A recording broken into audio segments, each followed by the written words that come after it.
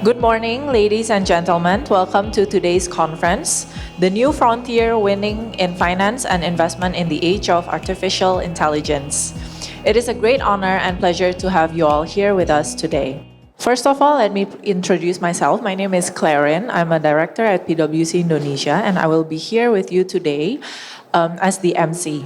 First, allow me to extend a warm welcome to our distinguished guests, Pak Mirza Aditya Vice Chairman, Board of Commissioner of OJK, and then Mr. Pahala Nugraha Mansyuri, CFA, President of CFA Society Indonesia, and also all the board members of CFA Society Indonesia. We would also like to warmly welcome all esteemed panelists, moderators, and valued participants from various institutions, both local and international. Thank you for being here and for contributing to today's important discussion. This event is designed as a collaborative platform where innovation meets insights and ideas transform into actions.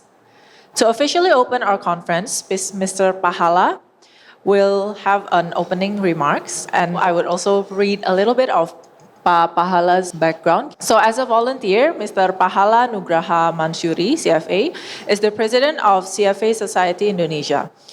Previously, Pak Pahala has served as the Vice Minister of Foreign Affairs, Vice Minister of BUMN 1, President Director of BTN, Director of Finance of PT Pertamina Persero, and then President Director of PT Garuda Indonesia Persero, and Director of Treasury and Market of PT Bank Mandiri. Pak Pahala also holds a master's degree from the Leonard and Stern School of Business. So please join me in welcoming Pak Pahala to deliver the opening remarks. Thank you. Thank you very much, Larry.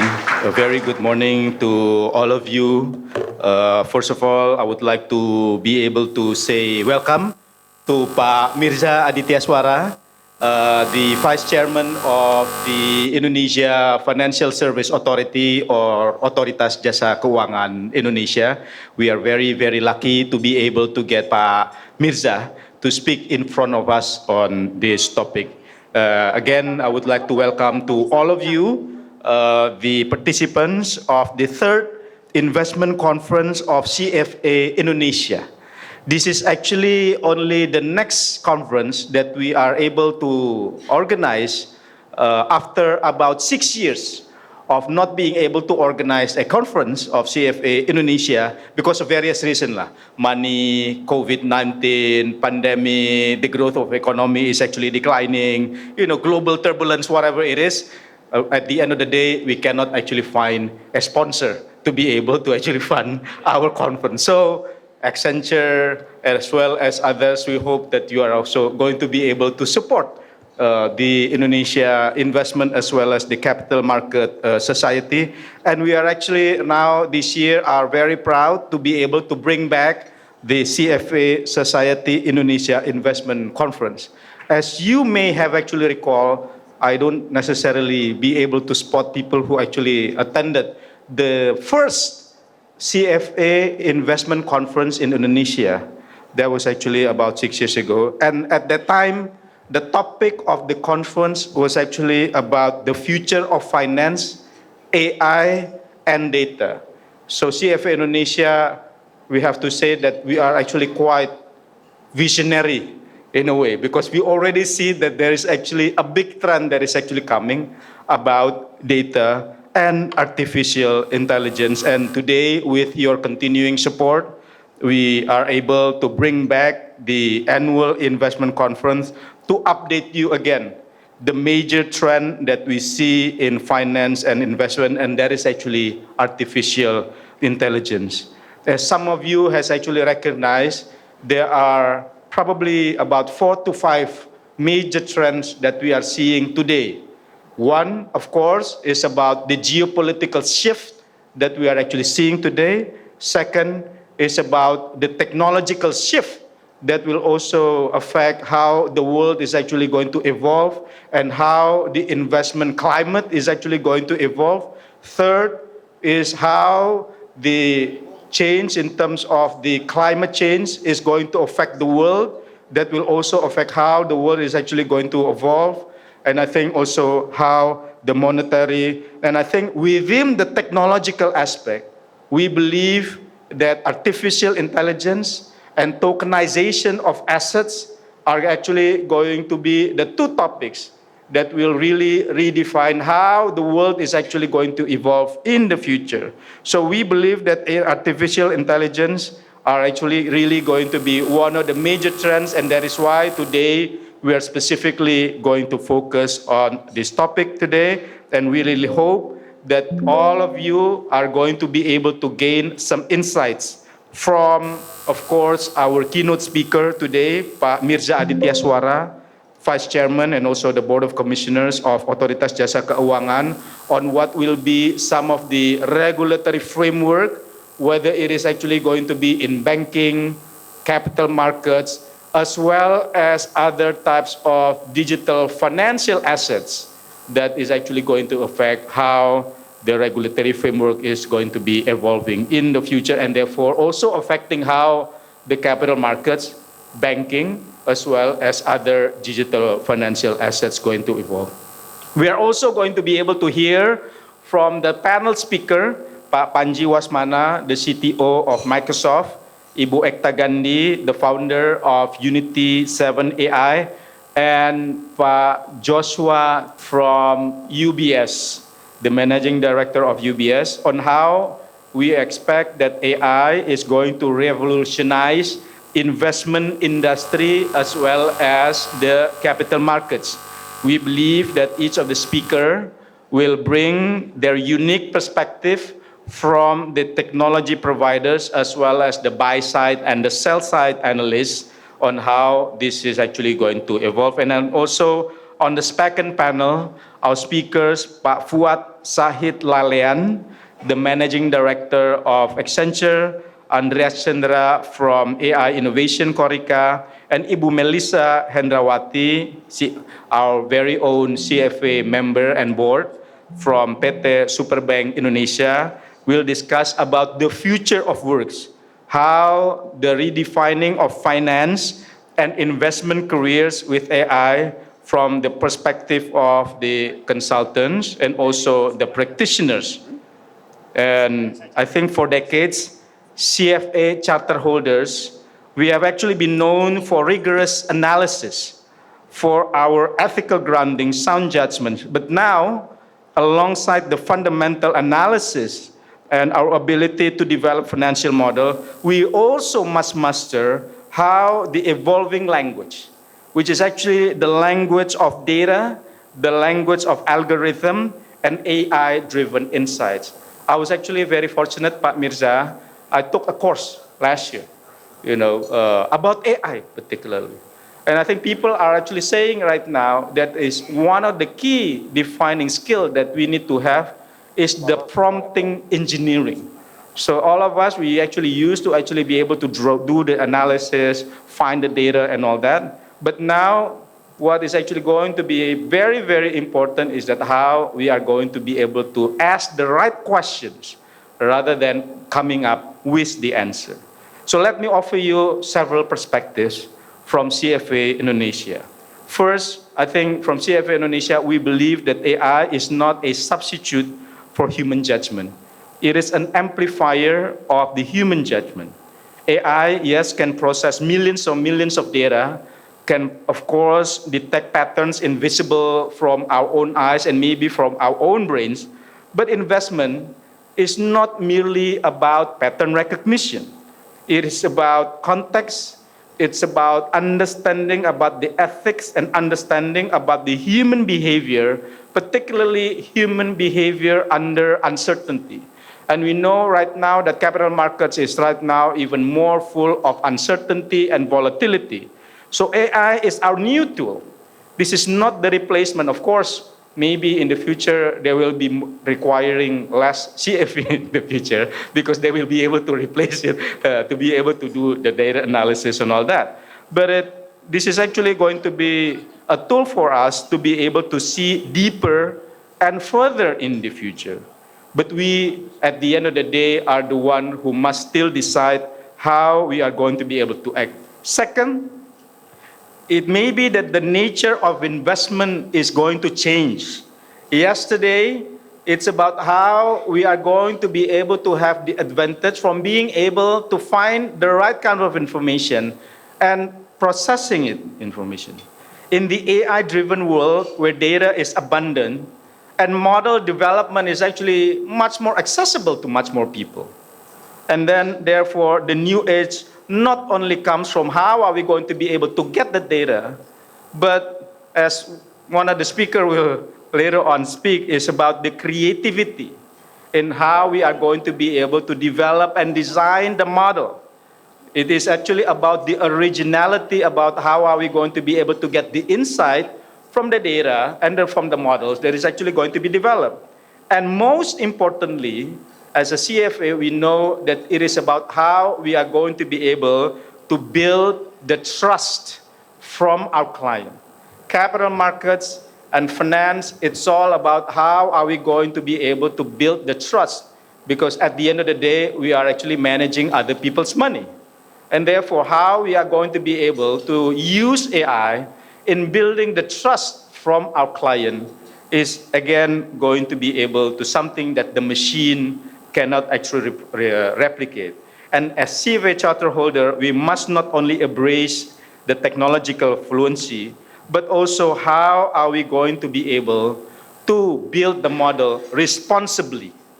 And as a CFA, we know that, of course, during the test, we take ethics is actually about 50% of whether we are actually going to be able to make it a CFA holder or not. And therefore, using the model and using the AI responsibly is, again, at the end of the day, going to be the one that is going to be most important for all of us. Again, we would like to thank all of our speakers, particularly Pa Mirza, who has actually been spending time with us. We thank you very much, and all of the keynotes and all of the speakers in the two panel discussion that we have, the organizing committee, all of the sponsor, which is actually the Majalah Marketing, and of course our volunteers, particularly from Indonesia Women in Finance. Pak Mirza, in CFA, we are supporting very much Indonesia Women in Finance, because there has actually been, except for Ibu Lani, who has been very successful in the world of finance, there has been very few of women in the finance industry. So we would like to be able to get more and more women in finance. And IWF is, of course, an integral part of the CFA Society in Indonesia, whose mission is to promote financial literacy as well as encouraging more women participation in finance and investment, because without women developing literacy, of course, we have very few people. Of course, there is something that my wife always say, if I don't teach you how to use the money responsibly, you will not be able to use it, right, Hari? So again, thank you very much to all of you. I hope you will gain some insights from today's event. And thank you for supporting CFA Indonesia. I hope you will get a lot of value from today's conference. Thank you, Pak Pahala, for the opening remarks. Now we are honored to hear from a distinguished figure in Indonesia's financial regulatory space, Pak Mirza Aditya Swara. Pak Mirza has over 30 years of experience in the financial industry and government. He earned a bachelor degree in economics from the University of Indonesia in 1992 and a Master of Applied Finance from Macquarie University, Sydney in 1995. He began his career as a dealer at Bank Sumitomo Niaga in 1989 and held key roles in various financial institutions, including Bahana Sekuritas, Credit Suisse Securities Indonesia, and Mandiri Sekuritas.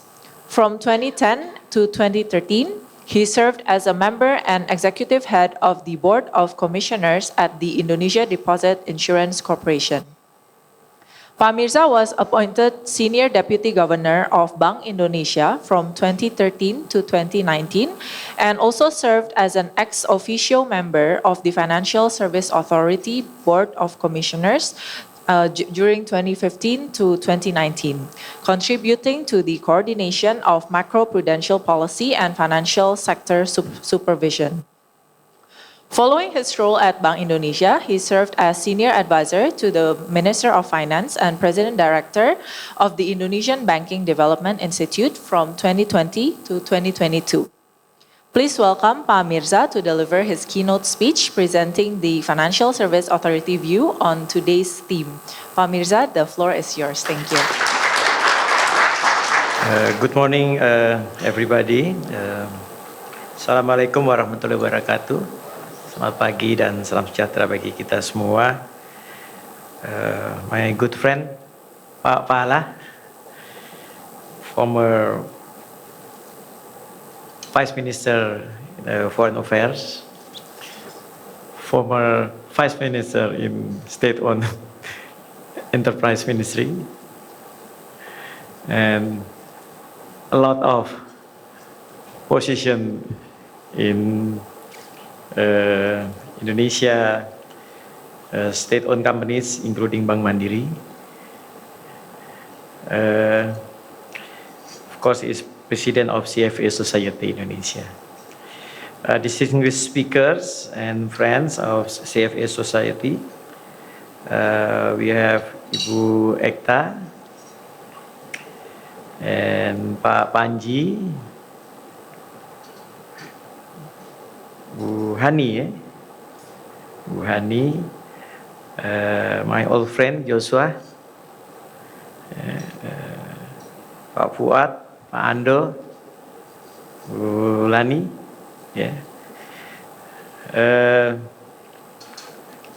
so Pak Pahala contacted me maybe a couple of months ago about this event. Yeah, so I penciled my calendar. I have to attend this seminar. Yeah.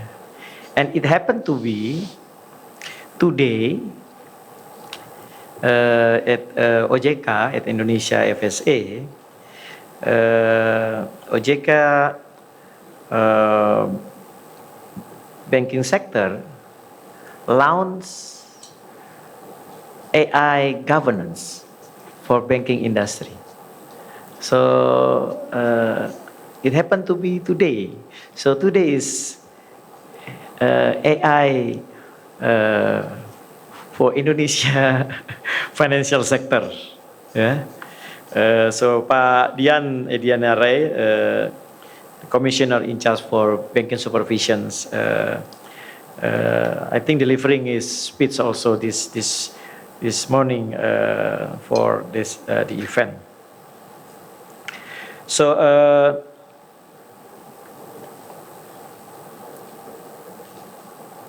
and I see a lot of young generations,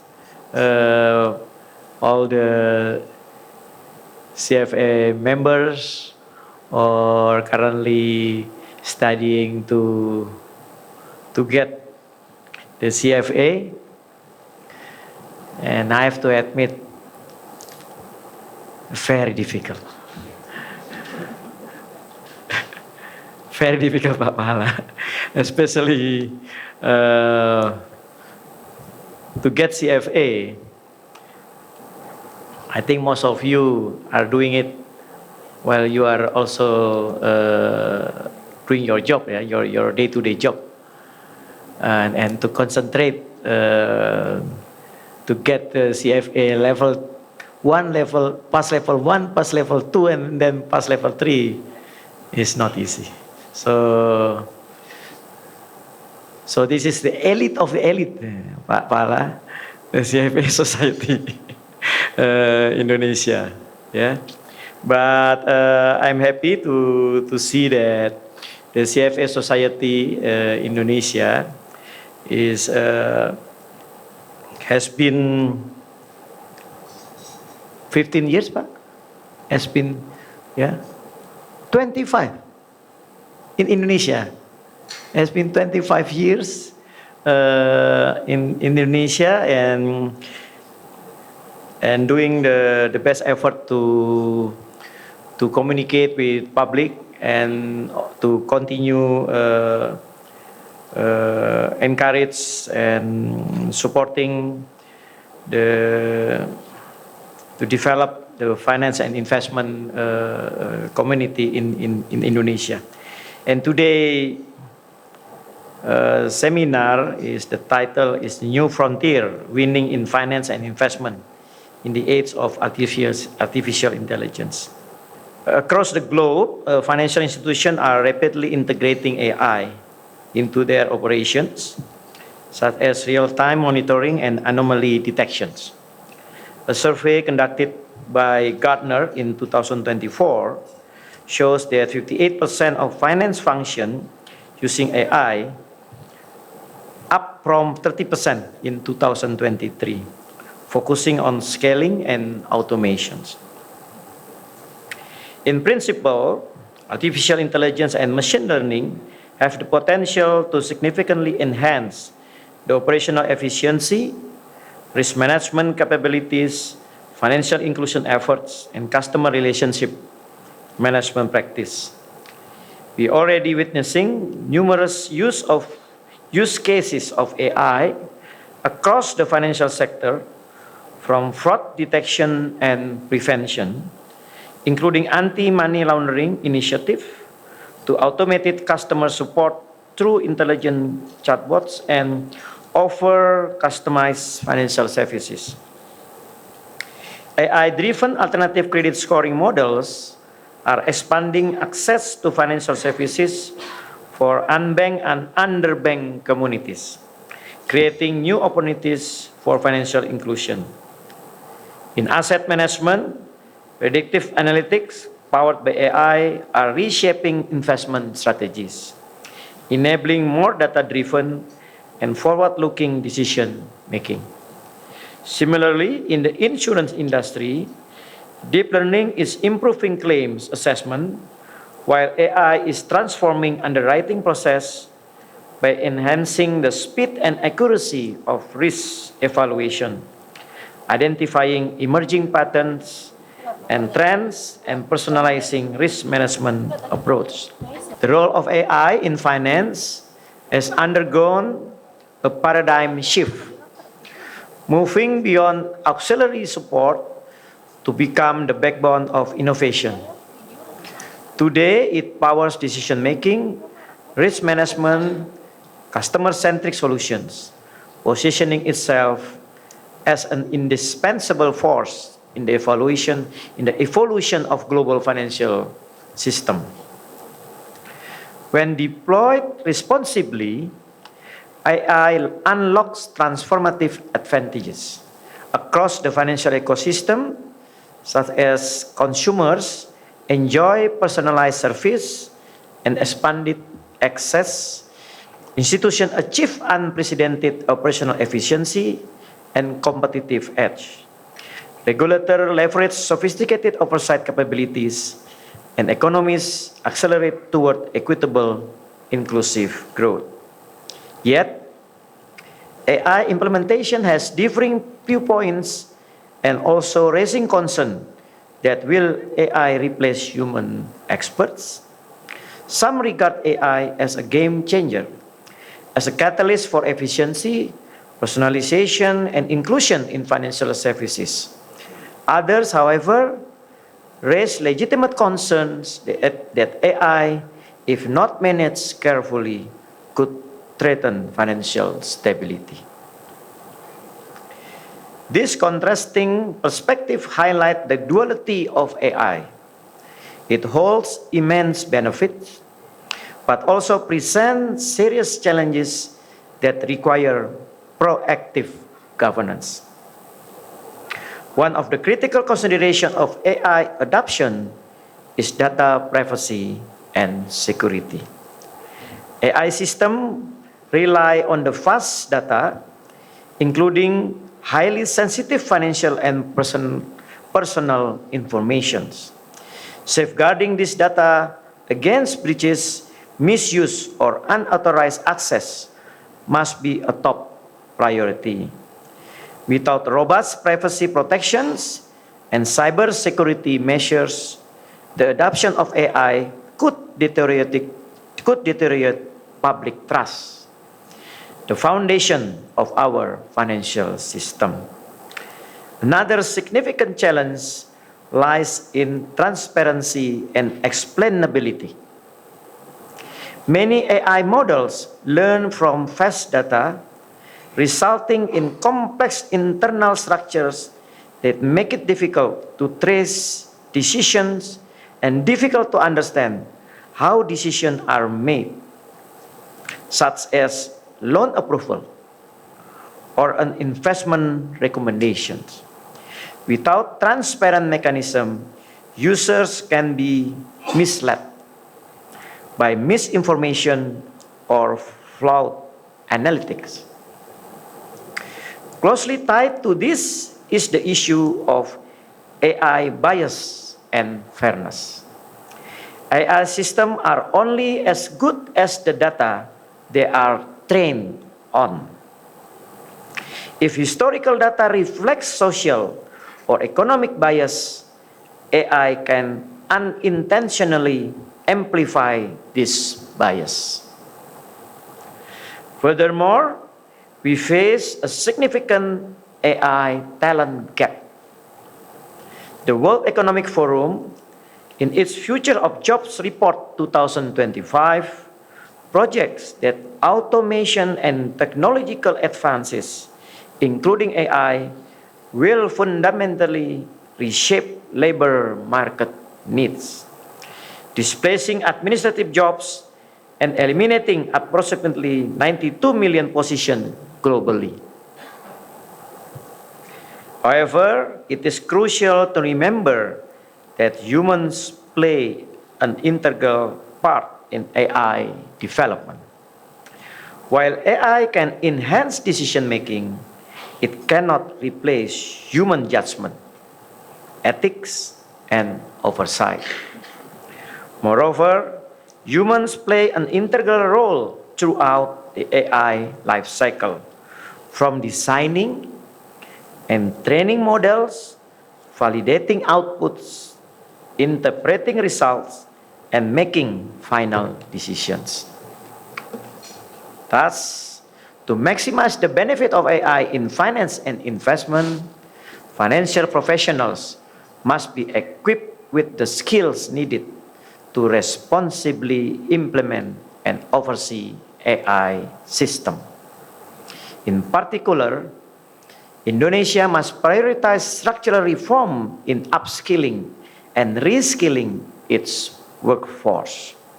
Compared to India, China, and the global average, Indonesia has a higher proportion of workers who urgently need retraining. Equally important is promote responsible and ethical AI usage. This includes establishing principles for ethical AI, emphasizing transparency, accountability, fairness, and privacy protections. This can be done by enhancing digital literacy. Financial consumer must be empowered to understand the implication of AI-driven services. And through targeted education and public engagement, we can build a society that is not only ready to adopt AI, but can implement it wisely and inclusively. Finally, AI governance remains a pressing challenge, particularly for developing economies like Indonesia. This nation must navigate the delicate equilibrium between fostering technological innovations and safeguarding consumer protections, while simultaneously addressing critical issues of data sovereignty and developing agile regulatory structures capable of evolving alongside rapid AI advancement.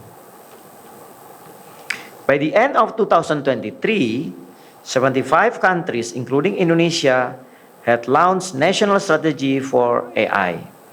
This global movement highlights the growing recognition that sound governance is essential to harness AI potential while safeguarding society against its risks. To leverage the potential benefit of AI and to address the aforementioned technology-associated risks and challenges of AI adoption in financial sector, OJK has rolled out several policy responses.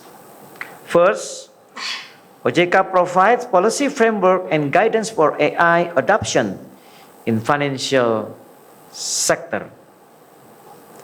Like I mentioned before, that today, the Commissioner in charge for banking supervision, he is launching AI governance for Indonesian banking. OJK had a code of ethics guideline for responsible and trusted AI in the fintech industry that launched on December 2023. Today, we would like to announce that this morning, just like mentioned, OJK launches AI governance for Indonesian banking, which also includes AI principle as guideline for Indonesia Bank, namely accountable, human oversight, and reliable. These guidelines will complement the regulatory framework for digital transformation of banking, such as IT for banks, cyber resilience for banks, digital services for banks, and digital maturity for banks. Second, OJK is taking a step forward by integrating emerging technology, including AI and machine learning, in our business process. It is imperative for financial regulator like OJK to keep pace with technological advancement in order to strengthen and enhance the supervisory process on the financial services industry. OJK has already adopted big data analytics.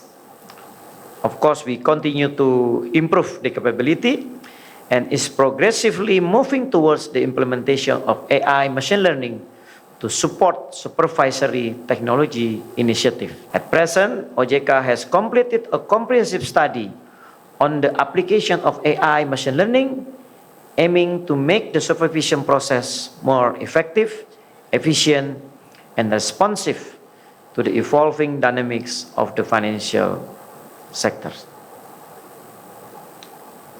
I think majority of you know that OJK supervising, regulating, and also protecting consumer in the financial industry, banks, insurance, capital market, pensions, finance company, fintech, pawn shops, and recently this year, the government and parliament give us new mandate on crypto and also bursa carbon. Yeah. So in one side we have to regulate, supervise, give sanction, but on another's role, OJK is mandated also to develop. And the mandate to develop financial industry is mentioned in the new Omnibus Law of Financial Sector Omnibus Law 2023. Yeah. So AI is part of the tools, that how we develop the financial industry, the investment industry. So balancing between development and supervisions. OJK strengthening cyber risk management and cyber security framework to mitigate risks due to cyber attacks that can disrupt financial system stability. To minimize all potential risks, the national policy framework must also be in line with the global and/or regional framework. Lastly, ensuring global financial stability in the era of AI demands unwavering collaboration across jurisdictions, industry, and government agency. It is essential that we work together to establish a sound and appropriate baseline for regulatory and supervisory framework, ensuring effective oversight of the use of AI, machine learning across the broader financial services industry. The AI revolution in finance presents both extraordinary opportunities and non-trivial challenges. Harnessing its full value requires industry-wide commitment to responsible deployment, where cutting-edge applications are developed within guardrails that protect market integrity. Let us work together to build a resilient, inclusive, and innovative financial ecosystem that not only harnesses the potential of AI, but also fosters sustainable and equitable growth. This concludes my remarks. I wish all participants have a productive discussion today, and I hope the insight gained from this conference will benefit for us all. Thank you. Assalamualaikum warahmatullahi wabarakatuh. Thank you, Pa Mirza, for the insightful session. We would like to invite Pa Pahala to come on stage to present a token of appreciation to Pa Mirza, continued with a group photo session.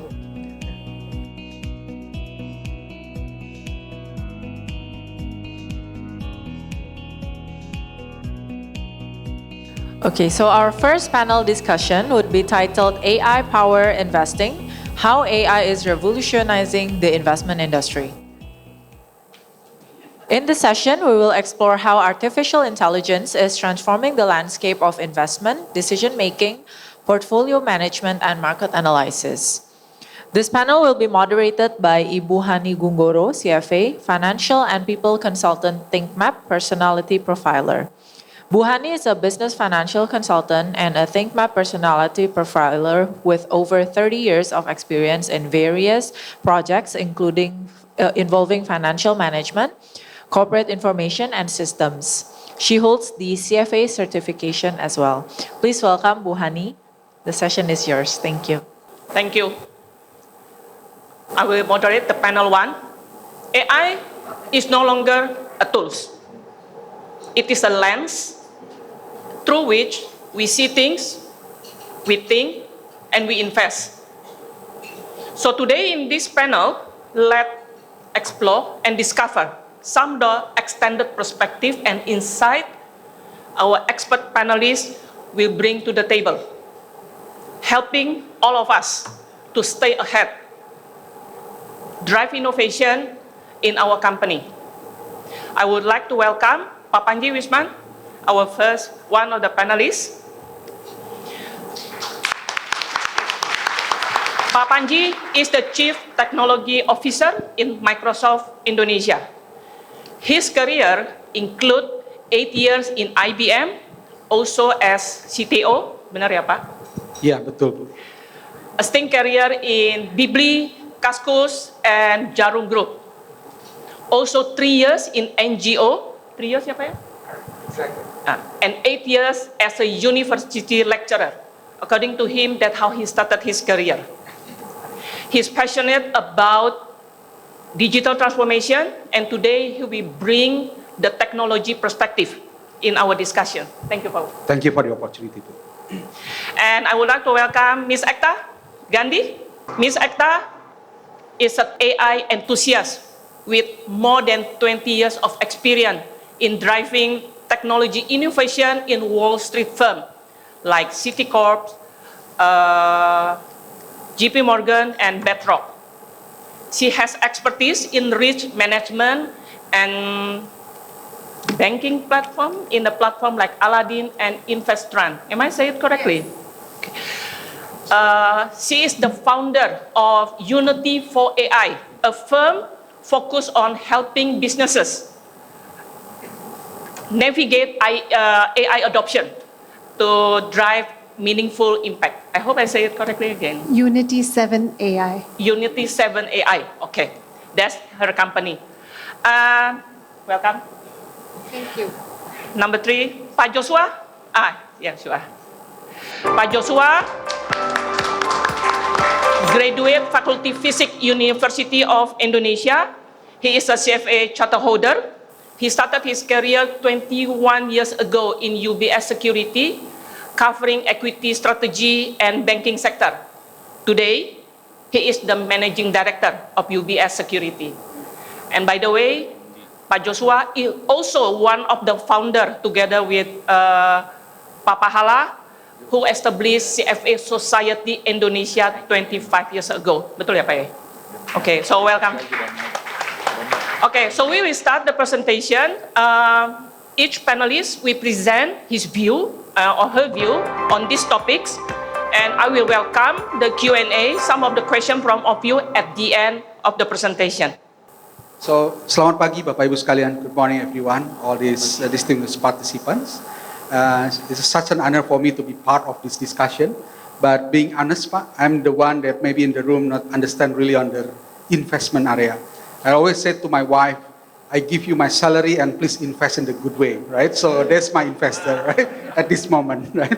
So in my session, right, I would like to share with you about the technology side of the AI, right? And I would like to start with the first question that always come up from the customers. As we know, AI is not new technology at all. It's come from the 1956, but the question is why it's happening now, right? Not now, but it's actually 2 years back ago. So I would like to start with this diagram, Bapak Ibu sekalian. So the dotted one is showing up about the compute process and the data process that happening on top of the compute power. As we know, computer have a brain, what we call as a chip or CPU, central processing unit, right? And in the 1960, there's a Moore law, it's very famous law in terms of the chip computation area, which is just mentioned that every chip transistor will be doubled in terms of size every 2 years, right? And this transistor will be affecting how much the power that owned by the computer to compute certain mathematical function, right? But basically the computer will always talking about the computing power, right?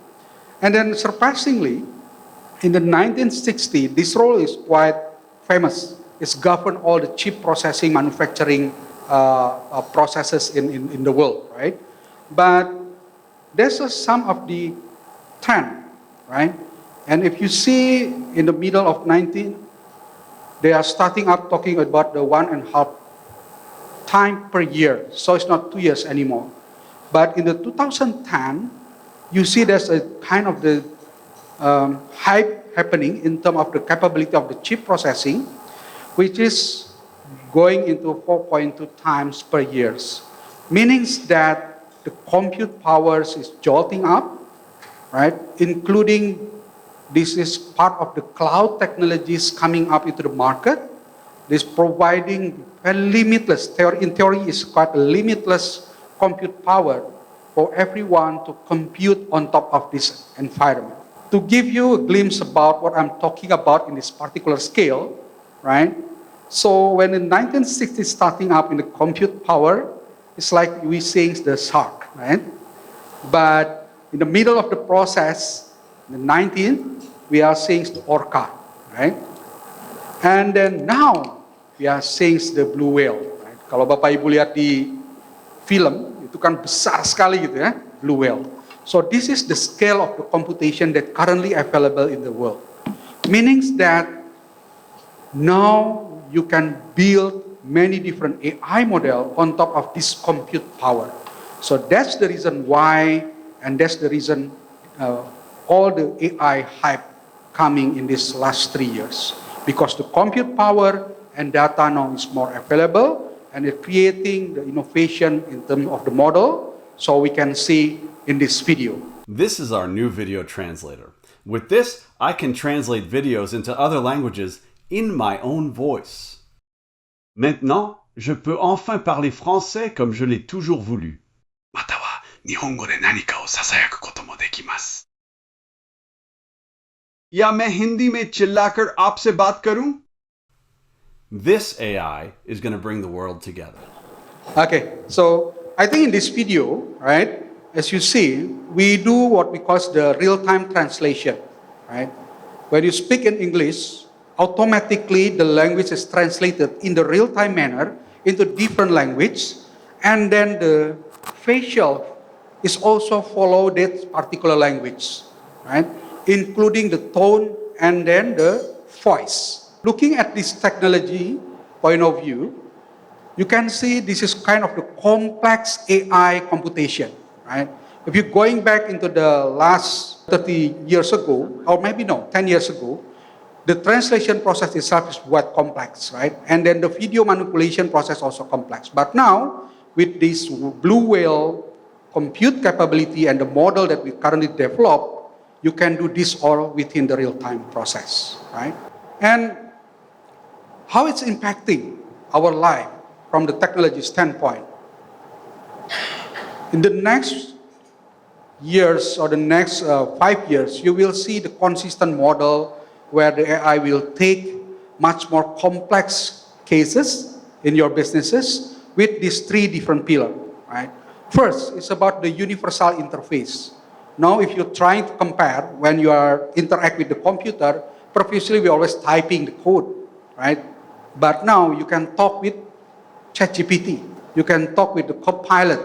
Even now, they has become the partner for you in the day-to-day life, right? This is my anecdote when I talking with my wife. Right? My wife said that you are always busy, but there is no issue anymore because I have the ChatGPT, because it's consistently available and provide the always positive feedback for me. Right? You can try it at home actually if you want to go with the ChatGPT, which is technology running in our platform. And then this universal interface, going into another layer which is quite fascinating, is about technology capability for the AI to do the reasoning and planning. Reasoning is the one that focusing on in the AI part, right? AI is always built trying to do the reasoning. But the new things is have the capability to do the planning. What is the meanings on the planning here? I will give you the one example. If you're trying to ask your assistants to booking the ticket from the Jakarta to Bali, there's a very simple structured command, right? And then he will take the lowest fare and then get the ticket. But if you say the command with the complex requirement, for example, I have 100 billion rupiah, I would like to spend 10 days in Bali, please create some of the itinerary for my trip and then ensure that I get the best experience for me. There's a very complex requirement, but now AI can take that one and breaking down into specific tasks and create planning between the tasks to complete specific goal, right? And in order to finish that specific goal and to achieve the specific goal, now I have the capability for memory and context. Memory is the use for recording every step and every milestone that achieved by AI when they're completing the specific task. And then the context, put the target, intermediary, and the final target to the AI itself. For example, right, in the previous example that I said, the context means that I want to go for the vacation. That's the first context. The second one, I would like to get the best experience for my holiday, right? Those things have become a context. And with this universal interface, reasoning, planning, memory, and context, you will get the new experience, what we call as the agentic AI, right?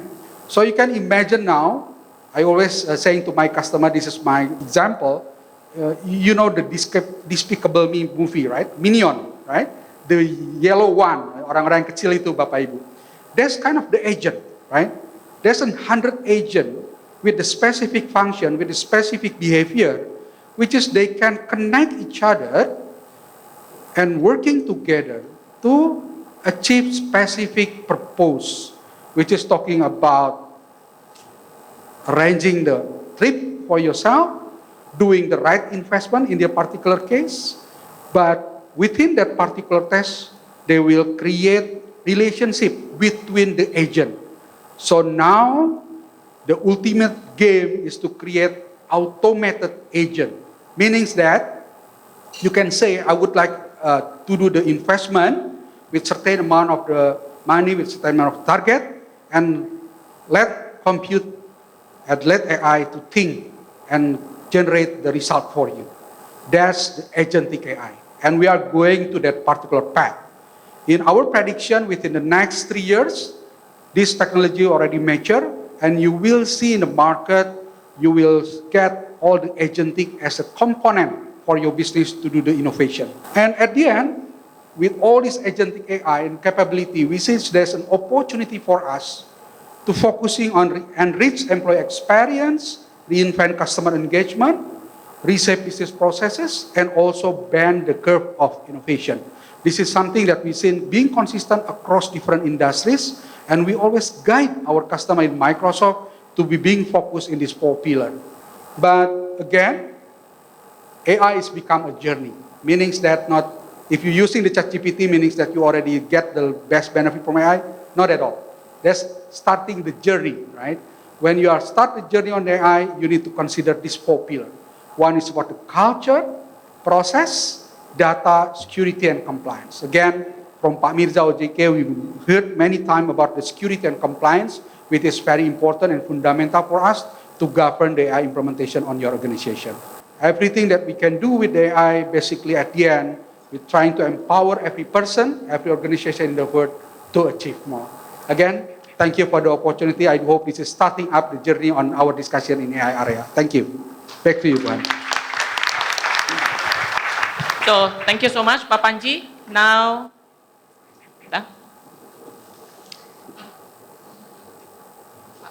Hello, everyone.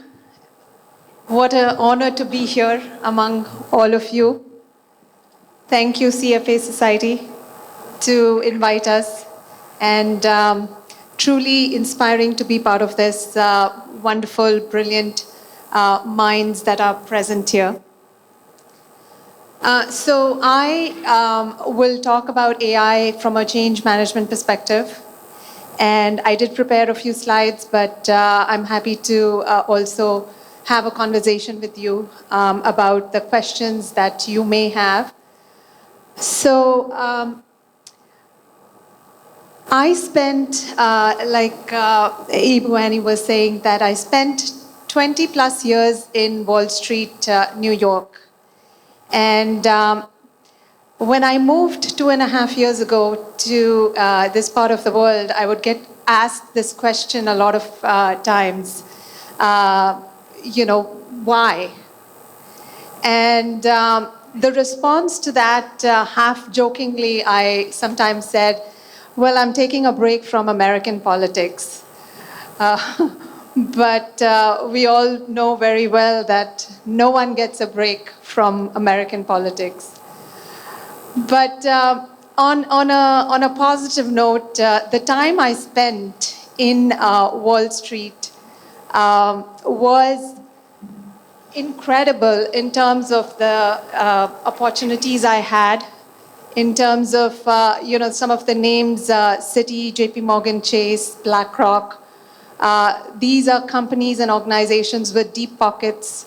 And what that meant is that I had access to the latest and greatest technologies. I got to work in technologies that were just making news.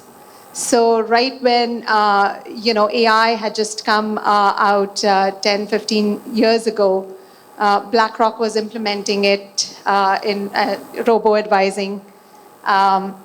And past that, we saw a wave of data science.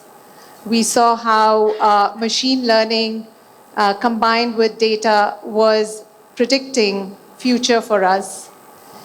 And fast forward here, we have generative AI now having conversations with us and giving us ideas, giving us suggestions, doing market research for us. Here in this part of the world, I have to tell you that the vibe and the energy is electric. It is truly inspiring to be around in this region, in APAC, around young talent, around you guys who are optimistic, who are very open to adopting technology. And quite honestly, you are looking forward to what this is going to bring. And that's been my experience. Of course, there is another side to it, which is, which we heard in the morning or just a few minutes ago, in terms of, the jobs and so on. But the young generation is excited, is willing, and is trying to upskill. So what am I doing here? Well, I run a company out of Singapore, and we support clients in identifying where AI can deliver maximum impact, a real measurable impact. I get asked this question a lot, what am I hearing? What am I seeing? And I tell my clients that, AI is not a hype. It is not a buzz. It is actually a mindset shift that I'm noticing among businesses. Businesses are now not asking if they should implement AI, but in fact, the conversation has changed to how. How do we adopt AI? How do we identify those areas where we can truly find and achieve the numbers that we are hearing in the media, which is 30% reduction in customer service calls, or 40% improve in ROI. Businesses are looking and eager to start achieving those within their organizations. Instead of talking to you about how we do it to our clients and how we've done it to support some of our clients, I wanted to actually have you guys listen. Listen to an AI talking to a financial advisor. Listen to how an AI supports, we were hearing earlier in terms of travel agencies. How, if we want to book a vacation, how AI supports us. But in this context, from a financial advisory perspective, how is AI being a specialist? How is AI doing the research for us in real time? Has access to the CRM information, has access to news, social media, using all that information to then supporting our investors. Because quite honestly, we've heard hyper-personalization in investment advisory for quite some time, but this is taking it to a different scale. So I'm going to play you a recording of a financial advisor. The financial advisor's name is Rachel.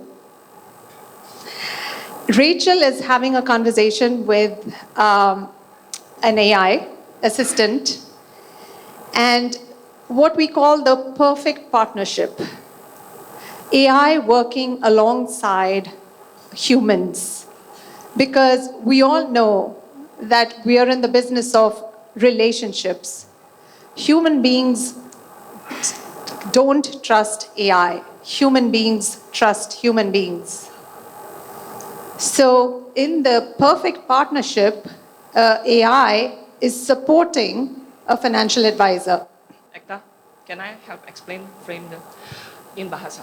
Go ahead. Jadi teman-teman, contoh berikutnya adalah Rachel, seorang financial advisor, dia akan bertemu dengan investor. Di masa lalu, sebelum AI, menurut Ekta, Rachel akan meminta timnya mengumpulkan informasi. Mungkin dia punya 1, 2, atau 3 tim, mempelajari historical investor, makroekonomi, atau equity research. Dalam contoh ini, timnya itu digantikan oleh AI. Jadi suara yang teman-teman dengar adalah pembicaraan Rachel dengan AI untuk mempersiapkan Rachel menghadapi investor. Sure. Now, as you were talking, I got reminded of Panji's presentation as well. And quite honestly, the AI can talk in Bahasa as well. So that's the beauty here in terms of what AI can do across regions, across geographies. So let's just listen to the audio now.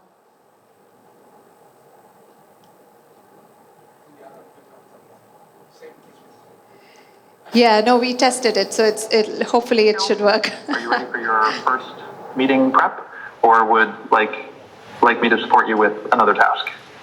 Full prep, please. Here's what matters for your meeting with Mr. Surya.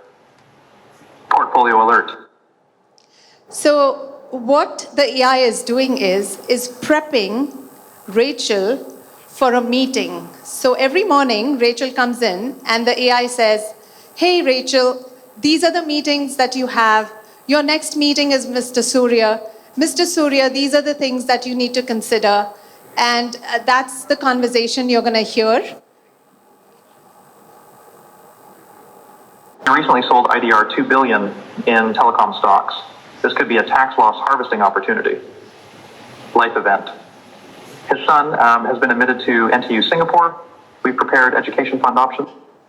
So his son is preparing for college, and Mr. Surya wants to hear perhaps the college fund investments.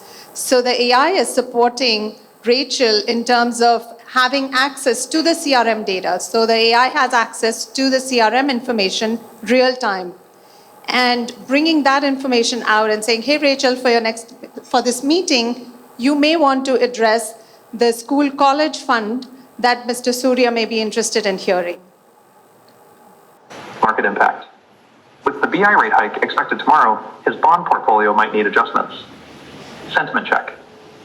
His last email expressed excitement about the move to Singapore. Let me know if you need further details or have any questions. So Mr. Surya is really excited about the move to Singapore, and that's the sentiment that the AI has access to, because again, the AI has access to Mr. Surya's last conversation with the financial advisor, Rachel. What's the best angle to open this conversation? I recommend starting with his son's admission, as it's his top priority. You could say, congrats on NTU with the telecom sale. Should we allocate some proceeds to his education fund? This smoothly transitions from personal to financial matters. Would you like me to draft this as a meeting script? Yes, please. So the AI is now not just having a conversation, has access to all the information behind the scenes. It is also now going to perform a task. The task is, should I send you the meeting notes to your iPad so you have access to the meeting notes real time? Should I schedule a meeting for you? Those are the tasks that the AI is going to perform behind the scene. And let me clarify, if you think that these are the things that are happening in the past, what do you guys think? Is this a future or is it happening today? Yeah, there are firms who've already implemented this in their organizations. And financial advisors now have access to real time all this information so they can service their customers and clients better at scale. So it's no longer the white glove treatment. I think that concept is going to go away because that's going to be the norm. Everyone gets treated white glove service because, hey, AI is doing that for you at scale. Added 3 fund options, low, medium, and high risk. Also included tax implications for each. I sent this to your iPad. Would you like me to pre-share this with Mr. Surya? Not at this time.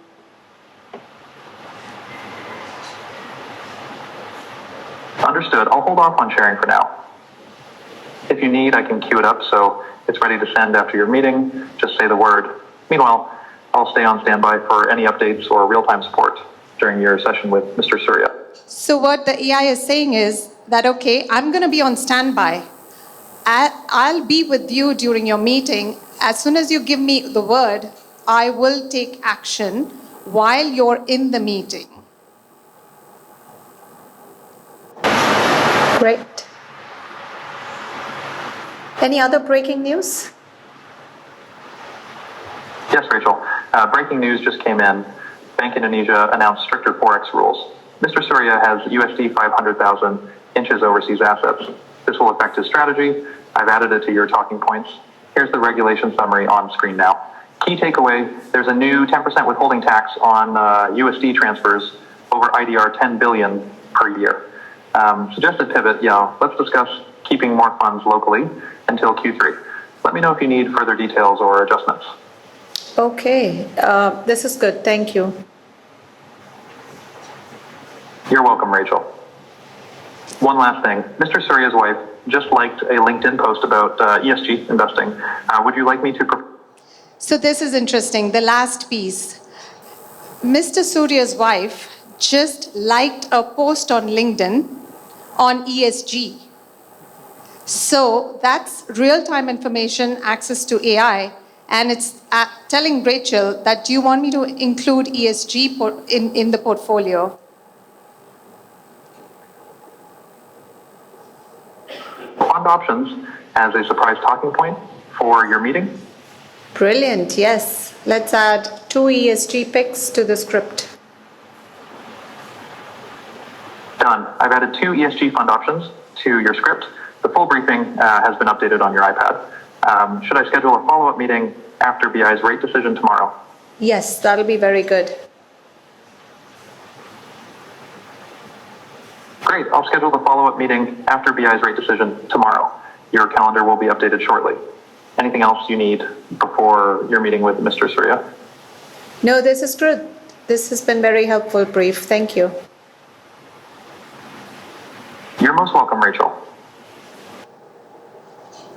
Okay, so I'm not a financial advisor.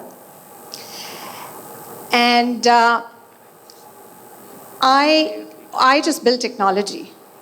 So I'm going to be very curious to hear from you guys later. What do you think of this technology? And how do you see this transforming the way you do business today?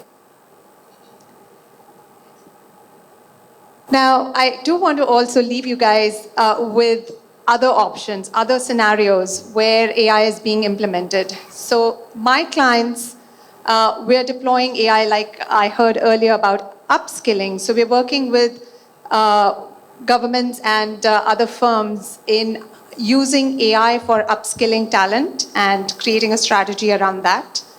We're also using AI for healthcare. We've been working with pharmaceutical companies to help accelerate clinical trials. We have an AI solution where we help clinics with scheduling appointments, follow-ups, reminders, making sure the patients have all the information they need before they come into a clinic. There are times when we ask the patients to write their history, patient history, before they come in or at the clinic. All of that is being taken care of automatically. So there are infinite use cases. For NGOs, we support them in terms of finding investors. There are AI, you probably have seen and heard by now, voice agents that do outbound, inbound calls. For NGOs, where they come in is these intelligent, receptionists. They make these calls to potential investors. Warm leads are then scheduled as calendar invites. And when the staff comes in the morning, they are only focusing on the investors that are interested. So, I mean, these are really a few examples, but our clients have been very, very creative and forthcoming in how they want to solve their business problems.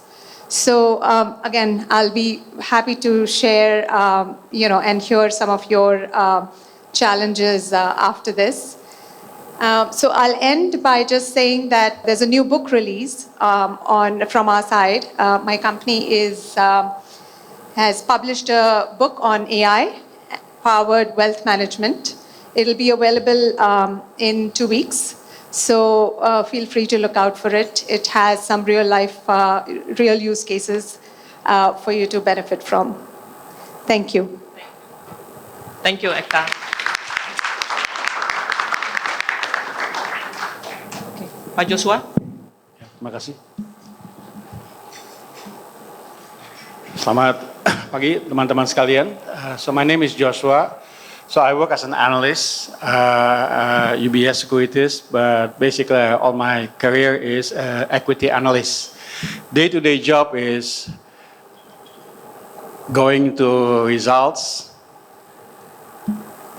create draft reports, publish the report, talk to the clients, go marketing, do the whole thing again. I mean, this week is a crunch time, yeah. All the results came out, especially today and tomorrow, yeah. And a lot of obviously angst, spend time at night in the office, etc. But that's the job of the sell side analyst. I'm going to talk a little bit about how, not too distant future, some already are implemented, some are being implemented in Jakarta. So actually, this is more on the on the practical side. Okay, let's start. I don't have live examples, videos, but this is probably some not too distant future. An AI-assisted analyst, yeah, working daily life. So AI summarize a recent call with the corporates and then draft key takeaway note. Typical, yeah, if you're a junior analyst, I'm sure you spend 1 hour listening to Bank Mandiri conference call or results yesterday, BNI, and then you have to publish a draft report, right? It's a key takeaway note. Or second point, AI generates a draft note given the previous report and company press release. So wouldn't it be nice, yeah? Yesterday we have BBNI. I'm the bank analyst, yeah. So we got first quarter result of BNI. So wouldn't it be nice if I submit my Q4 note on BNI, coupled with the presentation slide from Bank BNI, and then the AI will generate for me draft first quarter result note. So I will be the first to come publish the report to the market. If the other analysts are still summarizing the notes from the call, I might already be published that report and calling the clients. Yeah, so this is coming, yeah, or this is happening. Third one, more internal, yeah, chats with the research handbook on certain research procedure. I think, of course, yeah, certain thing, price target changes. Is it requires investment review, or this is you can just publish? So you can always chat with the internal procedures whether or not to proceed, or you're not violating certain procedures. Number 4, report editing.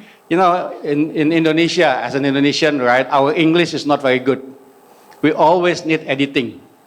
Sometimes our summary front pages versus what the rest of the draft didn't really show. Yeah, in most cases, clients only read the first paragraph. So sometimes it is supposed to be the last paragraph we write, has to be very succinct. You can get the story immediately from the first paragraph. I do think AI will definitely help Indonesian analysts in summarizing.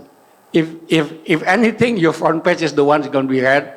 And if anything, your English is not very good, but with the AI help, definitely it can be much better. I think, sometimes if I submit the draft to the editor, 6 p.m., 7 p.m., only by 10 p.m. probably the editor came up with the other report and everything, you have to wait for your turn. If your English is already improved by AI, ya tentu your report will get easier, published time to market, yeah, faster. Simplify, shortening, sometimes very important, yeah. We tend to blabber, yeah, in terms of our writing, shortening, proofread, summarize, and also add the hook, yeah, in the report. Sometimes, after you submit, it go to supervisory analysts. They will check all your draft against compliance standard. So this is actually also can be helped by AI. Translation. You probably not did this in Indonesia because clients read in English, but in China, in Japan, this translation is very important. And I think what I read from our colleagues is actually translation quality is like, beyond 95%, probably 95 to 99%. Not quite the full translation of an editor, tapi is getting a lot there, yeah, in the past few years. So you publish the report and then quickly generate the Chinese versions or the Bahasa versions very quickly within a very short time period. Generate morning meeting script. Sometimes after you do the publication in the morning, 6:30, you have to talk only for 2 minutes, 3 minutes. So to come up with the script, summarizing it will be very helpful. Full PowerPoint presentation. Sometimes you tell your associate, okay, I publish this report, create the presentations, draft presentations. I think this can be done by AI already. Yeah, so come up with the full PowerPoint presentation draft from your report. Or after that, you help schedule calls with the client. So this is probably daily life. You don't have to, it's within the firm. Yeah. You don't have to talk to systems outside your firm. But this can make your life a lot easier as an analyst. Yeah, so I hope everyone works as an analyst or a buy side, sell side. Some of these are probably worth highlighting. Now, I got this radar to catch trends and jet engine to act faster. Obviously, with AI, it's not just about time saving in writing report, but actually generating ideas itself. So this is sort of like more in depth, deep research, background check. Yeah, sometimes as an analyst, I cover banks. I cover banks for a long time, 30 years.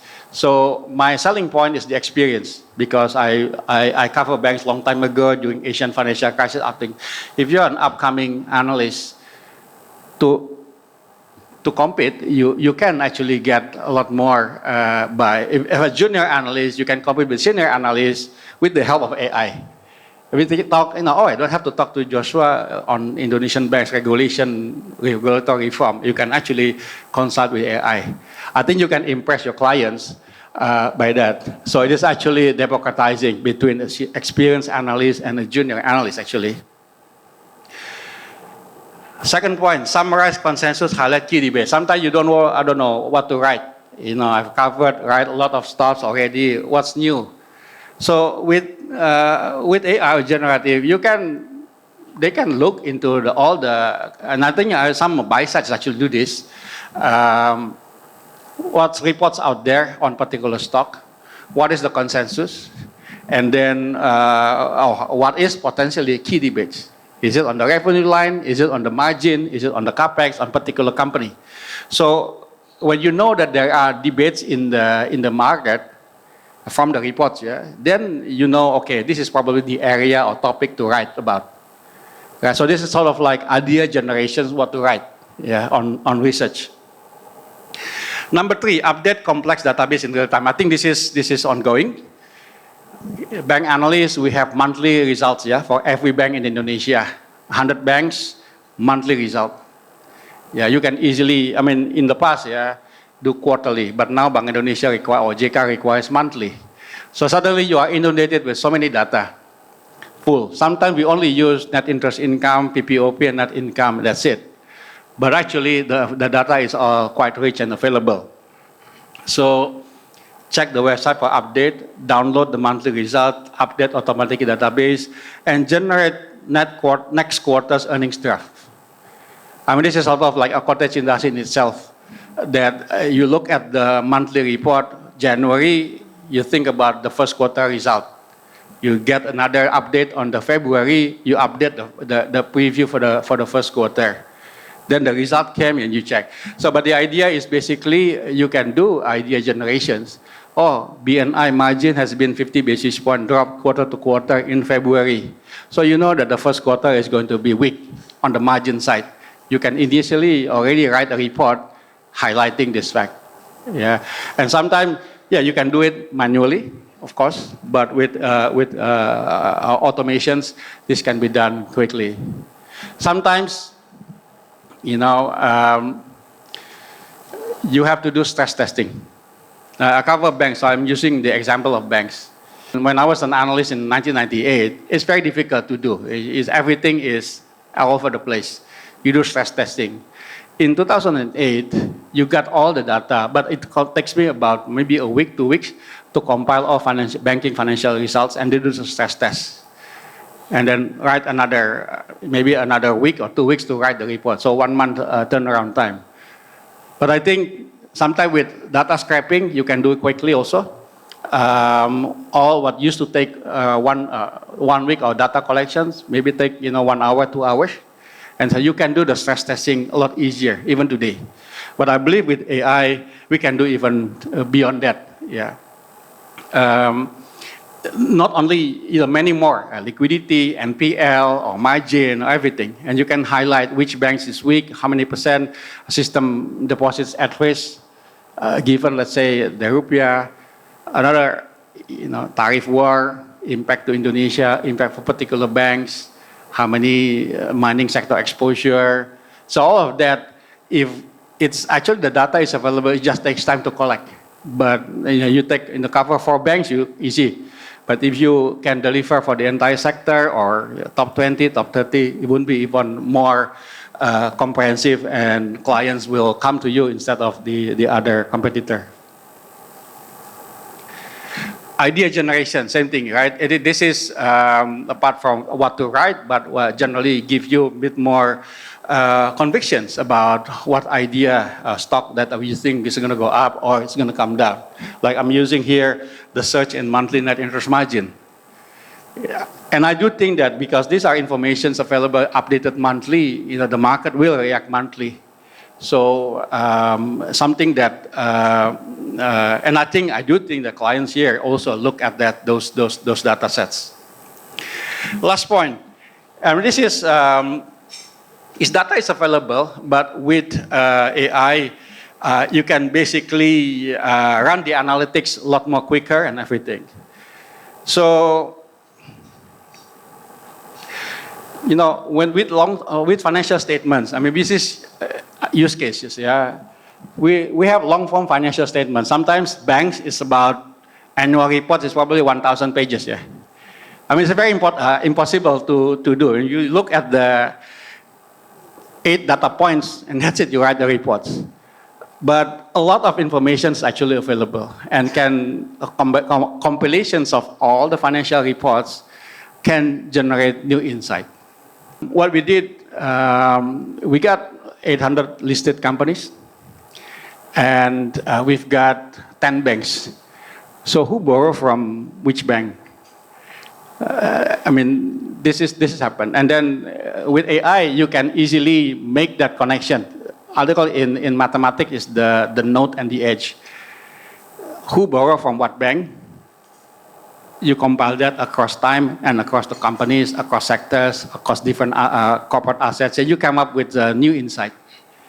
Yeah, and AI is very good in extracting the data and probably doing a lot of the hard work. Maybe it change and make it faster. I depend on some associate who do the Python coding, etc. But nowadays you don't probably need that. What it took us maybe 2 weeks, 3 weeks to prepare, maybe now it's basically readily available for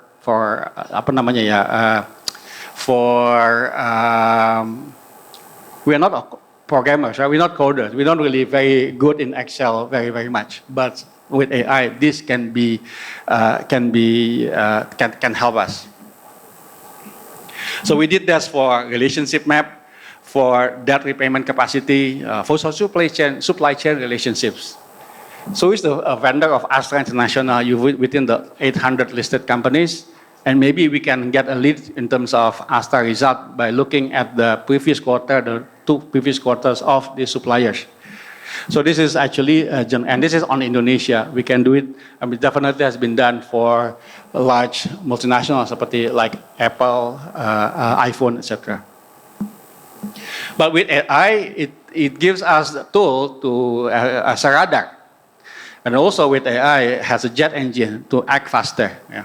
This one is, I think, Akta probably explained about wealth management. It's quite similar sales, right? Equity sales. My counterpart in the company in securities, right? I think very easy, yeah. In simple terms, yeah. Summarizing all the published research came out with summarizing all the news, and your daily come first, yeah, in the morning. Yeah. You can actually track, is the client open the daily at 7 a.m. or 8 a.m., but definitely it will help you to come to the market faster. Yeah, summarizing as a salesperson.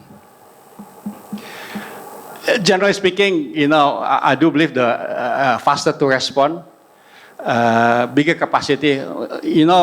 As a salesperson, you can only cover 10, 12, 15 clients, but with AI, you probably can, because you're faster to respond, you can cover more clients and tailor, obviously, what idea to what client and what to talk to the clients. I think as the example on the wealth management earlier.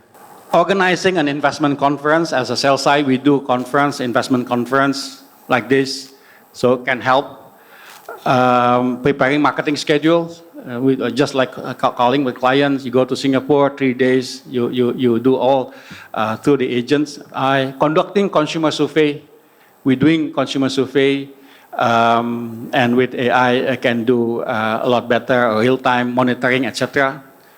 Or analyzing funds performance. So these are being done. I believe, I explained to you more on myself as research, what sales or other use cases are being used or implemented right now. Thank you. Thank you, Pak Joshua. So, question and answer. My name is Steve. I'm from utility company. So this is a question for Pak Panji. I think you have a very interesting point of view how AI capability have grown exponentially. But I think from what I understand, the energy demand of AI system is very high. And for example, ChatGPT prompt is required 10 to 100 times more energy than single Google query. And I think at this scale, the electricity needed for data center of hyperscale data center is compared with a small town energy usage. And I think I need your opinion regarding how we solve the energy consumptions for powering the AI data center. Yeah, because as you know that Indonesia still have a lot of people have a below energy capita per consumption.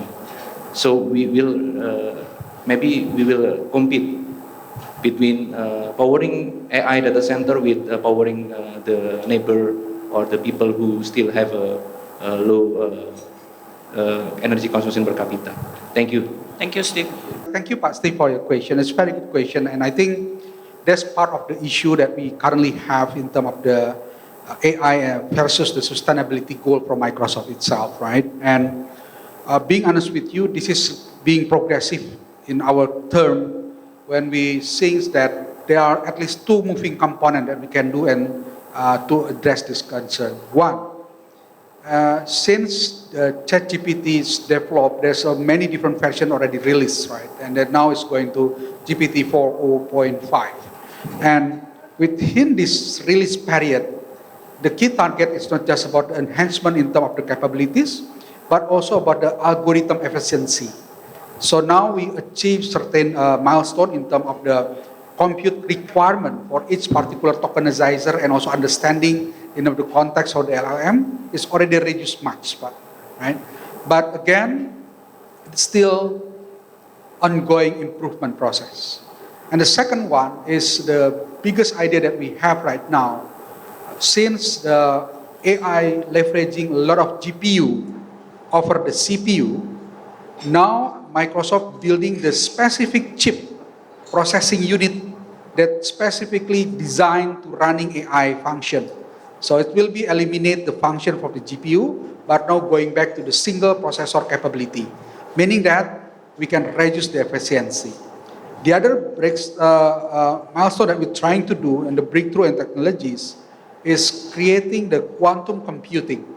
This is something that quite fundamental in terms of the transforming the compute power requirement for the AI. But it's still in the very early stage because it's not just about changing the compute power, but also talking about changing all the fundamental layer of the AI itself, on the how it's built, how it's coded, a lot of need to be changed.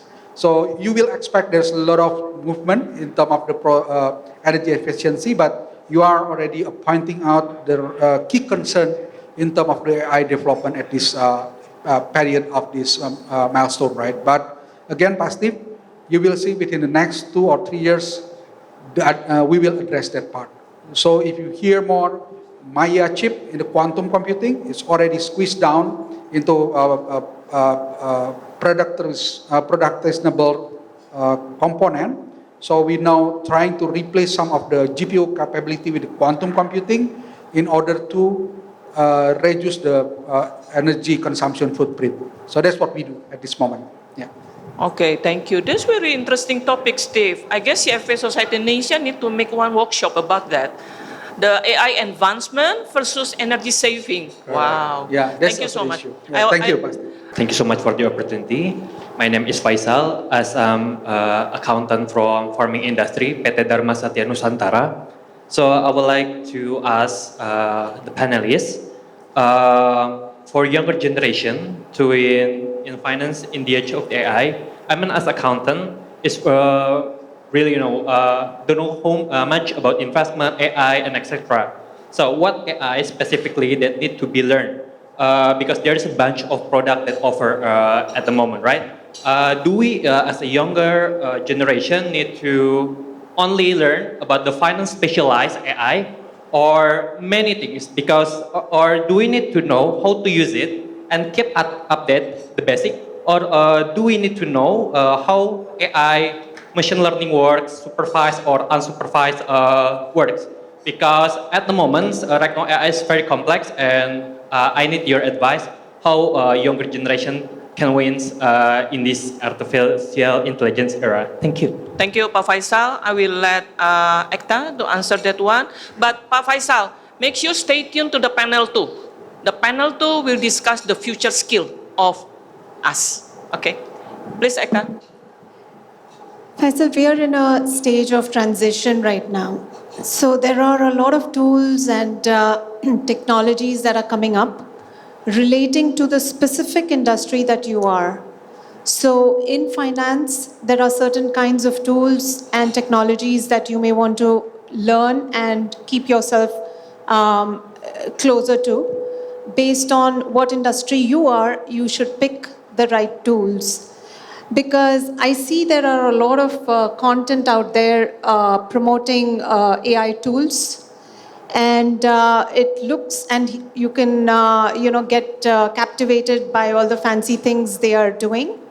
But you have to be rooted in your task. What is your day job? And what are the things that you can do to support that particular job that you're into? So definitely leverage AI in your day job.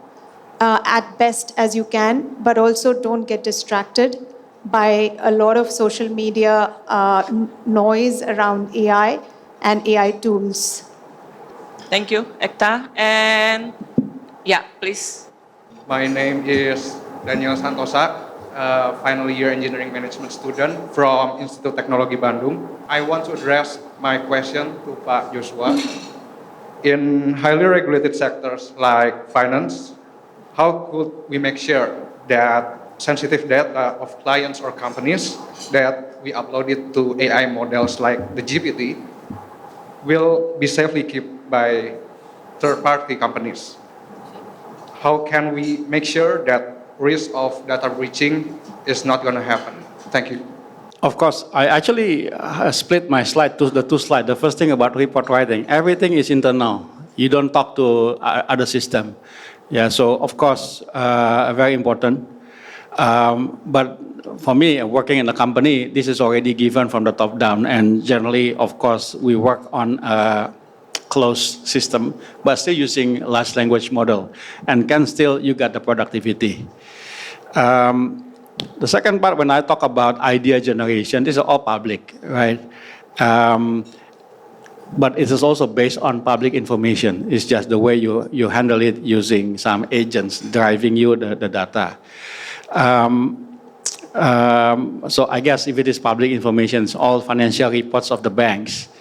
Yeah, it's not really from internal company, right? But the analysis itself could be becoming proprietary, but it's available too. So I don't know. I mean, this part is kind of open area. I guess later on we'll probably have some governance, etc., etc. But yeah, you don't work and your own report writing. It's not on the public platform. It has to be internal. Yeah. But it's more about how the AI being implemented in company by company. I know sometimes everything is easy, free. So yeah, that will be the risk. But some other firms choose to closing off, right? So it depends on the company you work for, I guess. Yeah. Is that true, Pak Joshua? I guess the AI advancement also require us to think first energy saving and now about the governance. Yeah, of course, security, right? Yeah. I mean, you don't simplify your draft to ChatGPT, yeah, because that's your draft research. It's actually internally it's called unpublished, sensitive public information. Yeah. Right? You can move share price, we think, but point that basically it has to be within the research Chinese walls, right? Of course. So I guess that a lot of do and don't that we really need to go through. Yeah. But us as an associate and analyst working, hope that this is already being think about by the people who implement AI in your company. Yeah. Okay. So Ekta, can I get your view? Because I know that you have expertise in risk management and you, I think, get some exposure in cyber security. Yes, so the banks, so JP Morgan Chase, we were, in cybersecurity, has the latest and greatest tools and talent. Anytime there's a geopolitical event, the president makes a statement, the banking sector gets impacted right away. Okay. So weekends or no weekends, there's a lot of impact. AI has helped in identifying anomalies and being proactive, what I call being a smoke detective rather than a fire extinguisher. So you look for threats and vulnerabilities rather than be on a more defensive mode. AI has definitely a potential to help us get more proactive. But let's also not be naive.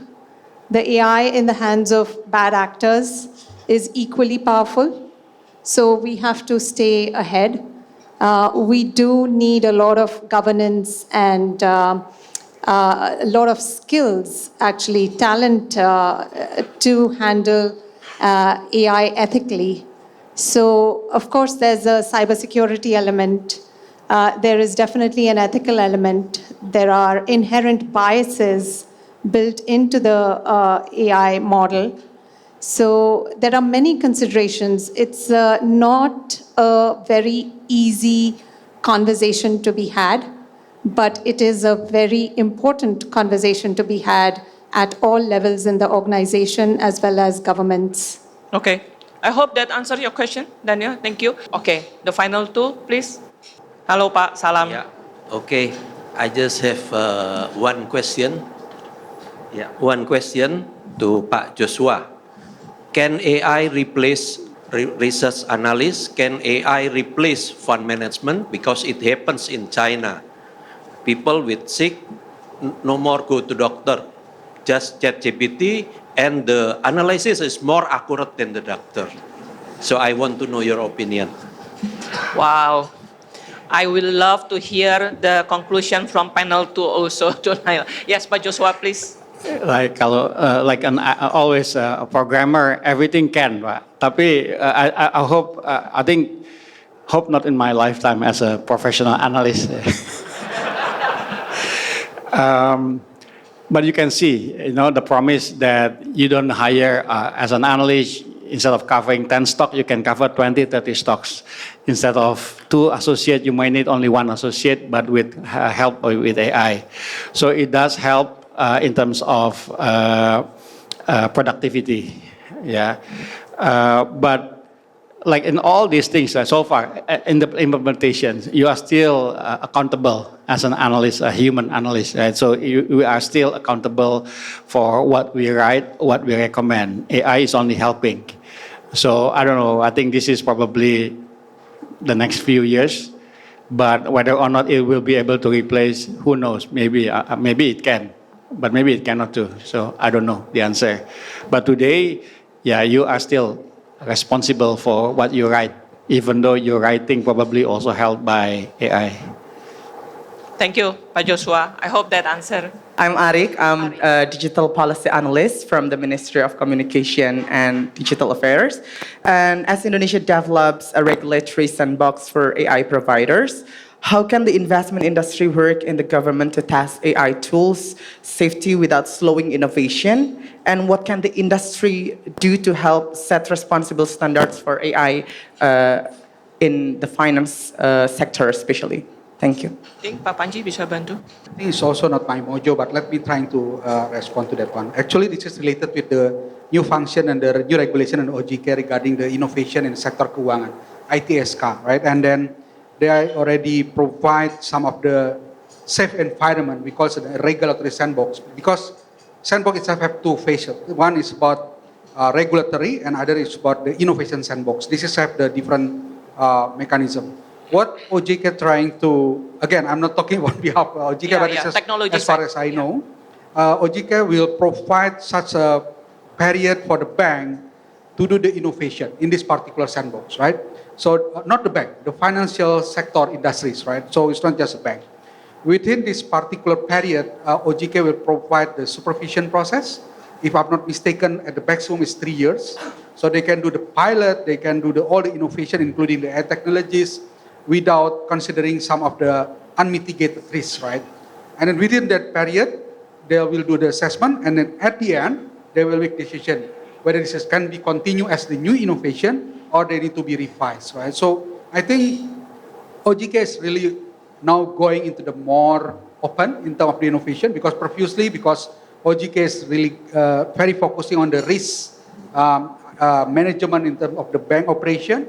But with this ITSK new regulation and this sandbox, showing that they are not just trying to pushing only the brake, but also now a bit speeding in terms of the innovation. So I think they are trying to balance all this. Yeah. So I guess that the way I understand, I'm not really get it. I think the question is a bit technical, but what you're trying to say is, in today's environment, if you want to upgrade a system or you want to implement new system, that is some kind of step-by-step process that you need to take, right? You need maybe to assess, you give some period of time, and you give yourself time to think whether you continue or discontinue. It's not only applied to OJK, right? I guess we can learn it also for implementation in the company. Yeah, I think the sandbox context here is talking about OJK as regulatory, right? Okay. And they will provide to the financial sector the opportunity to do the innovation. For example, if the Pak Joshua mentioned that they want to infuse more AI into this process and their daily life, and then they can propose to the OJK to testing out all this idea, and then let's revise together within the next 3 years, and then make decision after that. If it's okay, and then UBS can implement it largely. I think we need another session for this. Yeah, correct. Another session. I hope that really give some idea. Okay, we are in the end, in the closing end of the panel 1. So I would like Pak Joshua and Pak Panji to give a final conclusion, advice, or whatever key takeaway for the audience.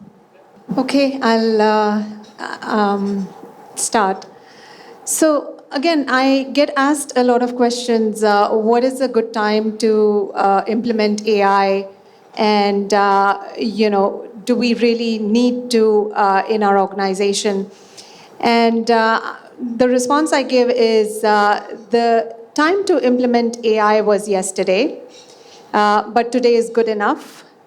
And the way I would encourage you to think about AI is not whether you can afford AI, but can you afford not to think about AI or not to do anything about it? So I leave you with that thought to ponder. Thank you. Thank you. Pak Joshua? Okay, I think my key message as CFA associates, as a CFA analyst, whether or not we like it, it is happening, it's coming. It is still early days in Jakarta. In Jakarta, it's all opportunities. Embrace it. Analysts without AI or analysts with AI, I think, competition is getting tougher by the days. Same thing. So be open-minded and look for opportunities to implement the technology in our work. Yeah. Okay, thank you. Thank you, Buhani. I think I just want to give one story. But when Microsoft starting up the AI journey, we make decision to call every AI solution become a co-pilot. There's a very significant thinking process why the name is co-pilot. Because we believe at the end, AI will become our co-pilot where we are as a pilot. So everything that you do in terms of the daily use of the AI, please put AI as not just your competitor, not at all, but you become your co-pilot to ensure that you achieve and produce something more effective, more accurate by helping AI. So that's the governance process, and we ensure there is no such way that AI will overlapping the capability of human, but again, it will be empowered human to do more. That's the idea. Yeah. Okay, thank you so much. So for me, my key takeaway is it is up to us. We have to choose whether we want to adopt AI sooner or later. And AI can help us to be a better version of us, doing a better business, and achieving a better result. That's what my key takeaway. Okay, thank you so much. Let's clap a hand for the panel.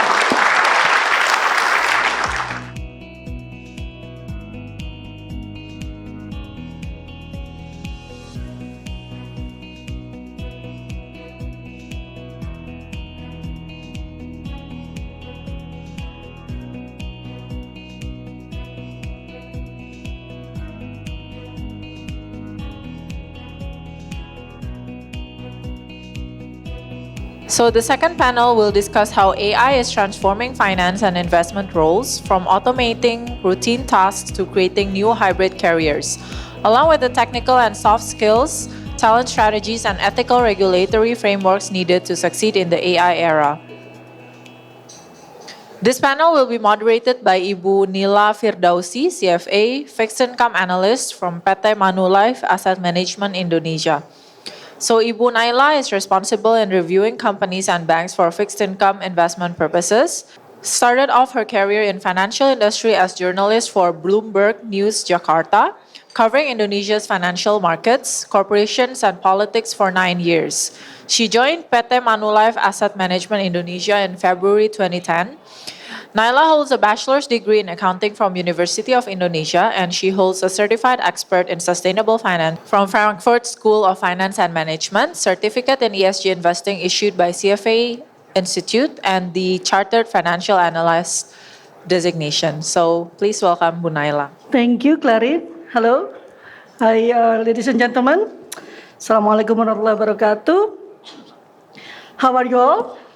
This is an honor and pleasure for me to be here with you all today.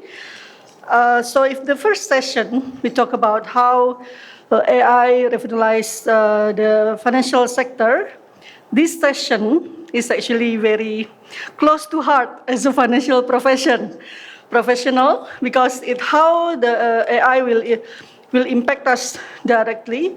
So we're going to talk about career or upskilling. So we are extremely lucky that we have esteemed speakers of different backgrounds for this session. So the first one, our first speaker, Fuad Said Lalean. Fuad is a managing director, member of BOD in Accenture Indonesia, and senior client executive lead in Accenture. He manages communication, media, and technology client. Previously also client lead for energy practices and resources operating group lead in Indonesia. With more than 23 years working experience, he focuses on transformation agenda across clients using data, AI, and digital across functions in finance, human capital, supply chains, customers, sales, and marketing in various industries. Fuad, please. Applause.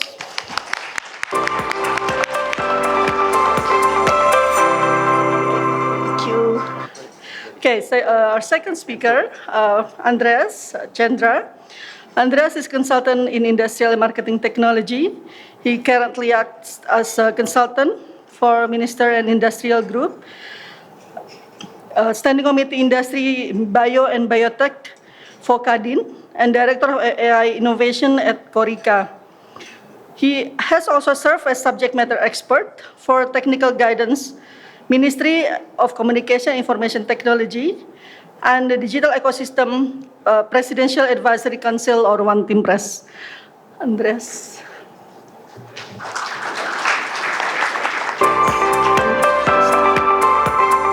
And last but not least, our CFA board member, our third speaker, Ivy, coming from Accenture and then from the organization. Now we're going to hear from the user of the talent, which is from bank management. So our third speaker, Melissa Indrawati, is currently the CFO of Superbank. Also served as a board member of CFA Society Indonesia, director of Global Association of Risk Professional Indonesia chapter, and vice president of the NTU Alumni Association. Recently, she was honored as top 500 most outstanding women 2025 by Infobank and Indonesia Best CFO by SWA Magazine. Lisa, please come to stage.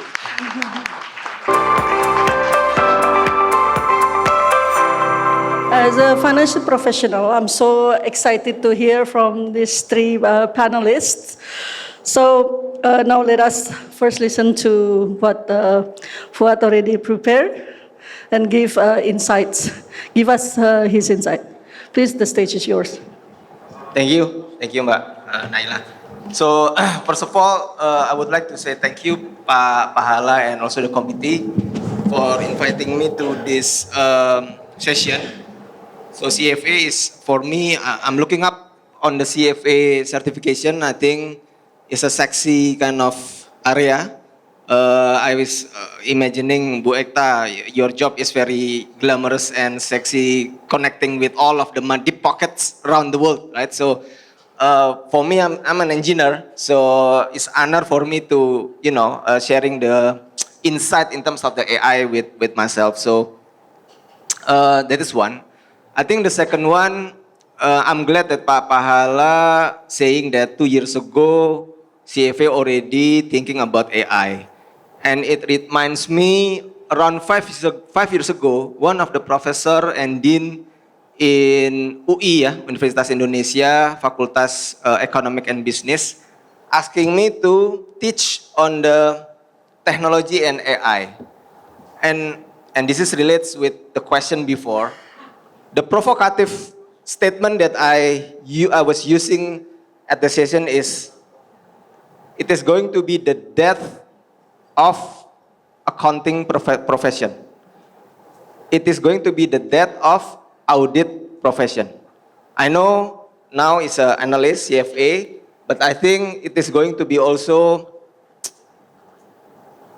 free to think and open mind that your work, and make no mistake, my work as well, is disrupted. So my work as a consultant, imagine the client is smarter than me because they are using ChatGPT, they are using the technology, right? So it is going to disrupt everything profession that we have. So it is going to be very, very exciting. So I think I would like to discuss a little bit around the journey, the journey of the AI. So some of the components that I would like to emphasize here before we talk about AI is they can think, machine learning, they can predict, they can optimize. So not only generate something, but not sooner, I think it's happening now. They can predict and then they can also optimize. So the investment that we are discussing before, actually, as mentioned by one of the attendees before, can be more accurate if it is done by AI. There is a difference between a lot of jargons, so don't be confused. A lot of jargons, a lot of terminology. I'm talking about AI, sometimes interchangeably with generative AI, sometimes people mention about discriminative AI, but ultimately it can help us to do our work, right? This is something that all of the areas, all of the parties will be impacted, right? So if you are investor, if it's governance, and talking about the governance, AI and other technology, it is faster compared with the regulation, right? So if you remember when ChatGPT is releasing, they are not putting the reference, right? So it can be hallucinated, right? Meaning that when you are asking something, they will come back to you with the answer, but they do not put the citation, they do not put the reference, and then regulation coming in, right? They have to put the citation, they have to put the reference, otherwise then people will not recognizing this is coming from somewhere. So this is going to be very fast, and I think government or any regulator will struggle to catch up, but that is going to be unaffordable. Bapak Ibu sekalian, I think I'm not going to drain through this slide, but I think some of the key words is that all is impacted, the individuals, economics, organization, the society. What we can do is embrace it and don't forget, right? It is going to be substitute some of our works, but it is up to us to collaborate with AI. So there is a trust issue now, right? That basically we need to deal with. And even, I just remember, and this is happening, right? I just remember that around, I think 2-3 months ago, there is a news, right, that our CEO, our Accenture CEO, is being used by someone that is not responsible to create a deep fake. So it calls someone within organization using video call. And then the video is AI. And what it happens, this AI deepfake, the CEO, our CEO, is asking to transfer some funds for quote unquote the client.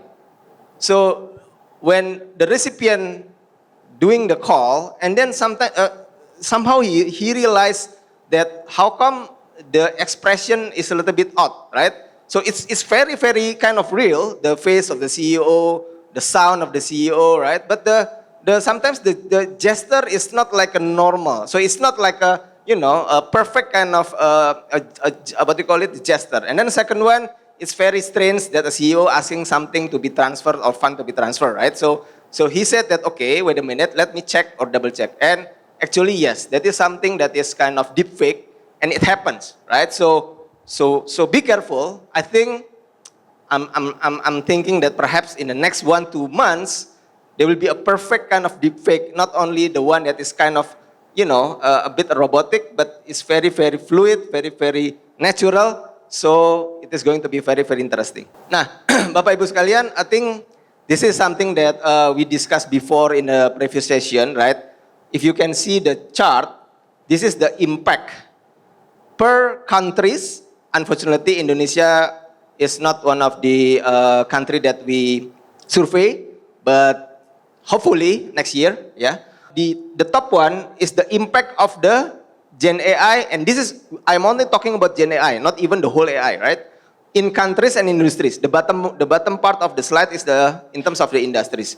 You can see in the industry, yeah, capital markets is the biggest area that is impacted by generative AI. And generative AI can be divided into two area. One is autonomous. The second one is augmentation. The difference is that the automation, right? The automation is kind of helping you to automate, just like what Pak Joshua saying before, right? About creating the report, analysis. But there is also the augmentation one that is basically doing the analysis itself. I would like to talk, and this is to some extent discussed by Pak Panji from Microsoft before. Now we are entering the era of agentic AI, right? It's not only Gen AI, where it creates or generates something, but it's agentic one. What is the difference? It uses algorithms, uses data, decision-making capabilities, and it operates autonomously. So the way it does is that there's a couple of group, right? Pak Panji mentioned about the movie, what they call it, Despicable or Minions, right? There's a part of group, there's a one, it calls Agent AI Orchestrator. And then the second layer is the super agent. And then there are lots of agent AI that is doing their job. So this can be work or can be thinking just like a teamwork or group in an organization. So you imagine a bunch of analysts, a group of analysts can be, to some extent, replaced by this whole agentic AI. This is the difference, Bapak Ibu sekalian. So Gen AI use models, whereby agentic AI use agents. And you can see agents can perceive and have reason and can planning, can learn. So Gen AI, you and Pak Pahala perfectly mentioned, you prompt something, Gen AI provide you the response. But agentic AI, you ask something, agentic AI will optimize and do to the rest. That is different, right? Gen AI, human typing prompt, right? But agentic AI fulfills user intent. So you're just asking, for instance, I have investment money, right? And then I would like to allocate this in the crypto, for instance, in the BTC, whatever, right? And then I will be asking the whole agent, I trust you, I give my fund to you, you run it to optimize, and I would like to get the return around this percentage by month. So they can do the optimization, right? It will be continuous workflow, and scarier part is that they will be reinventing the processes or function. So they will learn, and then after that, they will implement that, right? For the continuous improvement. The left side of the slide, some of the work or some of the activities, right, that is disrupted or that is going to be to some extent replaced by AI. And this is not only for analysts or financial analysts, right? But I'm taking, I'm taking this sample from the end-to-end typical finance value chain, right? So starting with planning, doing the transaction, doing the account management, controlling, compliance, report, analyze, and then advise. The purple one is something that is done by people, by us. The gray one in the bottom is something that can be done by AI. So today, the top one, almost everything done by people, right? And then the below one, tomorrow, at least, this is not tomorrow, but now, plan can be done by people, but then transaction, account management, controlling, compliance, report will be done by AI. This is the value, right? And this is something that is done and kind of justified by some of the companies, right? In my organization as well, in Accenture, the impact is already kicking, right? So some of the back office or administrative stuff is released to the AI. Each of the project that I'm doing now, right? So for instance, I'm doing project with one more client. There is a request, there is a kind of governance in my company. You have to use AI to reduce the cost. You have to use AI to eliminate effort. You have to use AI to remove manual work. Start with 10% and then will grow and grow and grow. So you can imagine it is starting now. If we are not disrupting ourselves, then we can be irrelevant. Now, what does it mean for us, right? As an organization, as an individual, as a talent, almost all of the company, right? And I'm talking about 80%, 90% is already considering this, right? So it's unavoidable, right? They have to do this, otherwise they will be irrelevant. I think, if I may, I would like to break down into 4 components that is very important, right? Tasks and skills, and I will talk about several, sample in terms of the skill after this slide. And then the culture, it is going to be very different. We have to trust, we have to embrace, we have to collaborate together, and actually this AI is humanizing us more compared to dehumanizing us. So this is something that we have to believe. And then we have to, number 3, we have to unlearn what we have and then learn something new. And it is not easy, right? I take a sample, right? I give a sample. Our kids and daughter now is very fast to doing work, homework, whatever, using ChatGPT, right? So they unlearn what they have before and then just learn how to prompt, right? And this is unavoidable. And it should be applied also to us. And then the 4th one, just like I think the previous session, is the change management. Imagine if in your organization, they start to rolling on the AI initiative, everyone is just, distressed, afraid of the job, right? So change management is very important. So this is some of the skills that, and hopefully it answered also the question in the previous session, right? In terms of the skill that can help us to be still relevant, and not only relevant, but also using AI as a differentiator for us, right? So Pak Pahala mentioned he took the course. I think a lot of online course now in AI. Even you don't have to know the coding, right? I have my friend, same with me, but he was already kind of, in the generation of C++, right? On the coding, right? But now he has to learn about Python. And it's easy now, right? The coding itself can be done by Gen AI. But you have to put the algorithm. You have to put the design. That is the human roles in this AI world. With that, I think I will close my session. Bu Naila, thank you.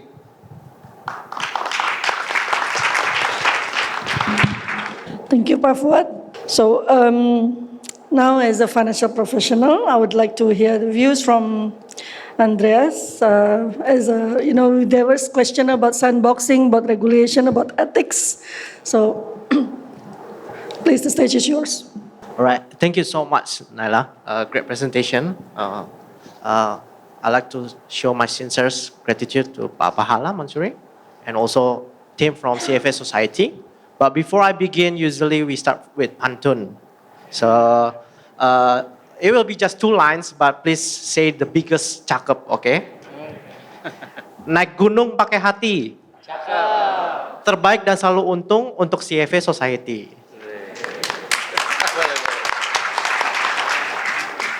From the previous presentation, Pak Fuad has mentioned about how CFA Society finance has been a driven sectors as well with the sexy industry with AI.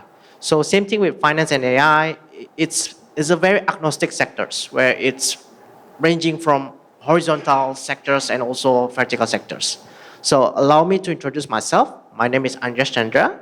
Prior to this, I was a consultant for BHP Billiton, one of the largest and biggest mining sectors. And then I did a business in UV lamps, slime, and then I did follow one of the director from Adaro. So he was the CFO of Adaro. Currently, I'm helping more than 10 governments right now, but right now I'm more involved with Ministry of Tourism in helping the AI landscape. So what happened on the slide was, it was my data, but it was kind of short on time. So what I did is I used AI. So if you see the slide here, it was all of my data and all my inputs, and I've already double checked, but I need the graph being made instantly. So I use AI to distinguish these diagrams. So I always mention that, hey, I use AI for this kind of case and such. So what happened was AI has this kind of holy grails. We call it faster, better, cheaper. So what happened was, usually in AI, we just need 2 out of 3. Is it faster? Is it better? Or is it cheaper? But as fellow Indonesian, I love something that's free. And I always choose AI that's cheaper to free. So what happened was, some AI took my data. So this is what have been resulting in AI adoption and AI infrastructure. One of the most growing sectors right now is actually in infrastructure. Why? In infrastructure, we no longer say data is the new oil. We now say data is the new oxygen. Sometimes our data was used and they understand more than I understand myself. Like in YouTube, they understand what's my search history, where I'm going to Bali. They'll instantly show something that's being searched in the algorithm. So when we adopt AI technology, AI is very broad. It's an umbrella term. It's very big. We have computer vision, we have LLM, we have a lot of forecasting and such. And how do we use AI in finance? Ooh, this is interesting. So one of the funny industry that's highly profitable before COVID and post-COVID was Crocs. So Crocs was a shoe apparel footwears where they're being used as a shoes and the sandals at the same time. So they had this a growth in era in 2015 and 2016 where everyone was using Crocs. But 2019, it was a scary moment for Crocs because no one was buying a lot from Crocs.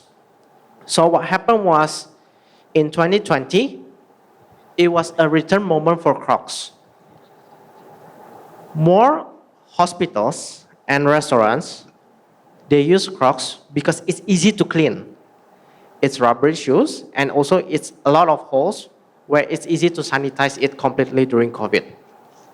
So they settled to more of a B2B healthcare and also B2B restaurants for Crocs. So what happened in 2023? So after COVID, they decided not to double down on healthcare and F&B industry.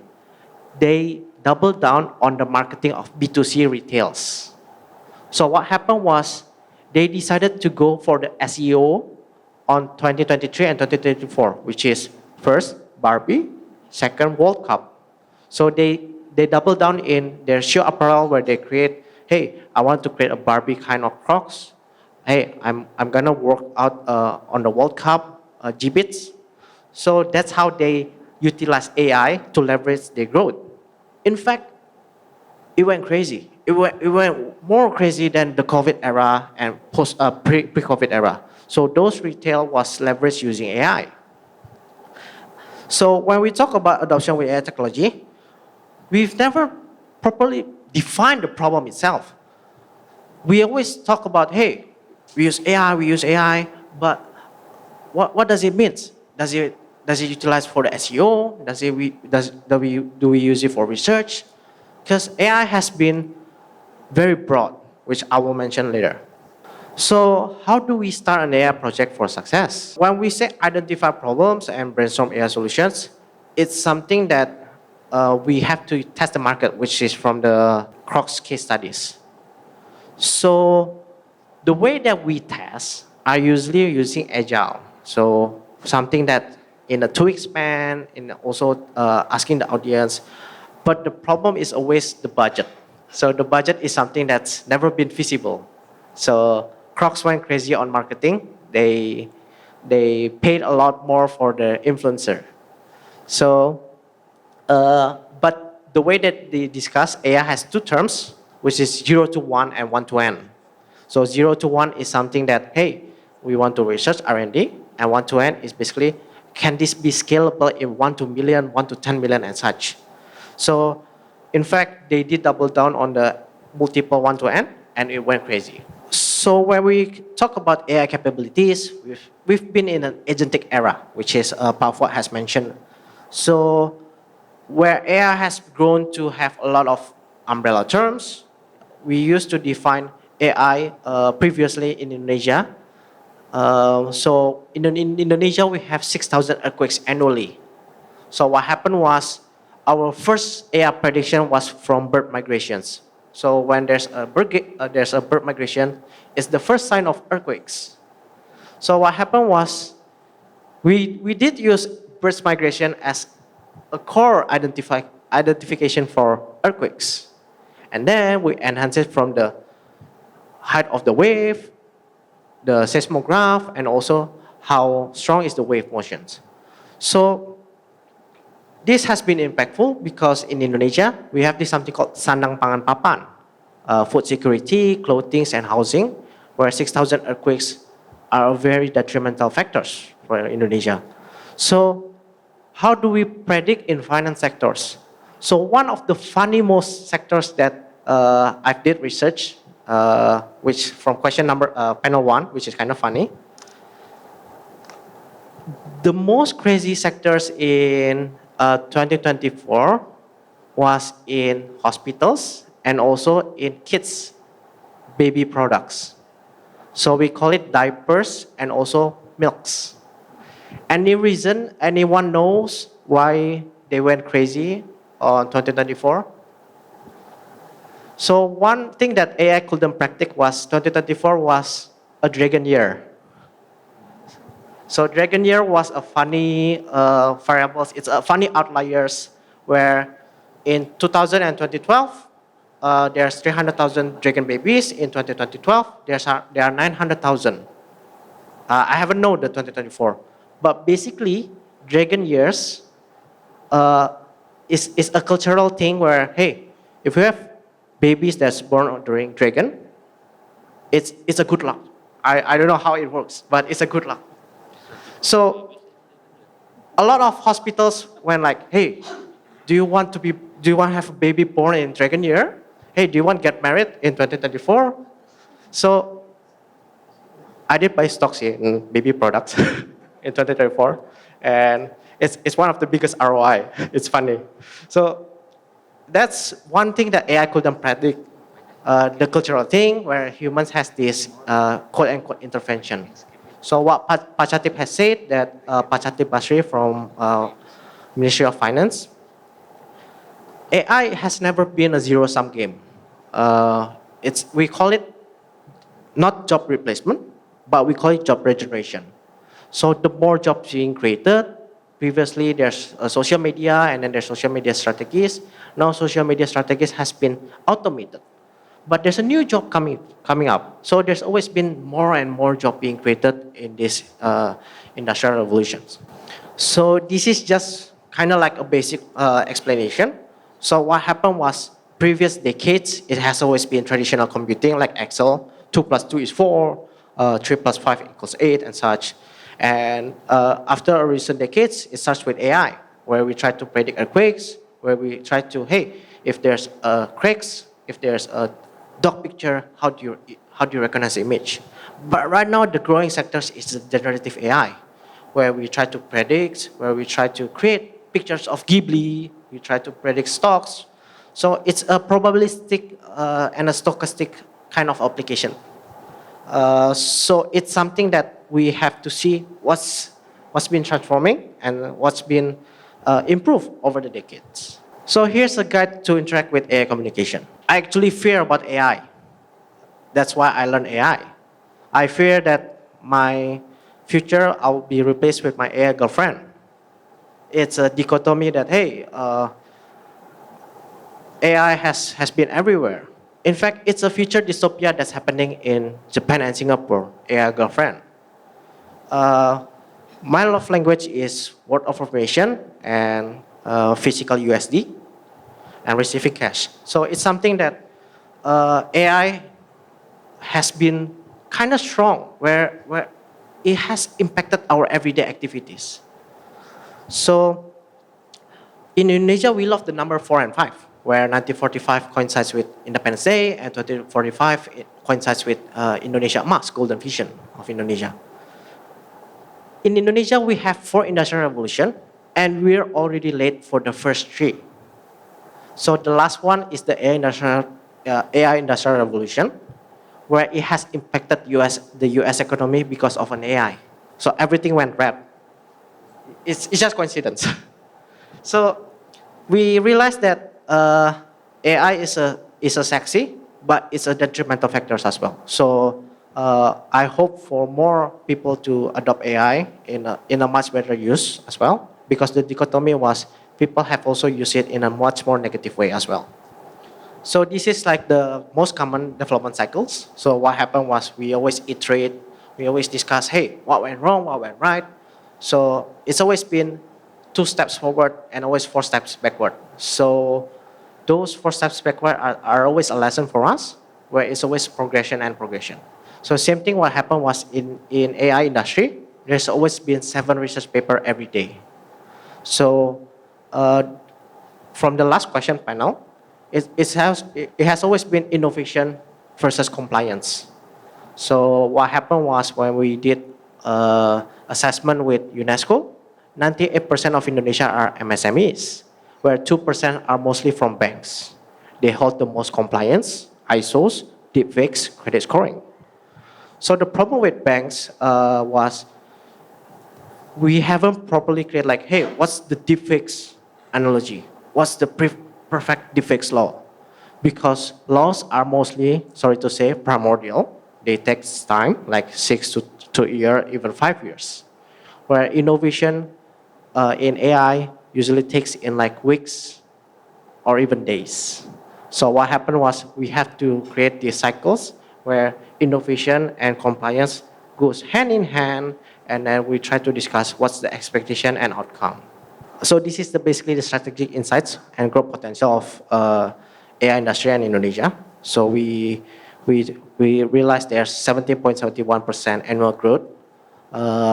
Indonesia is a growing sector. We have this rapid digital adoption, one of the best leapfrog from laptops into smartphones.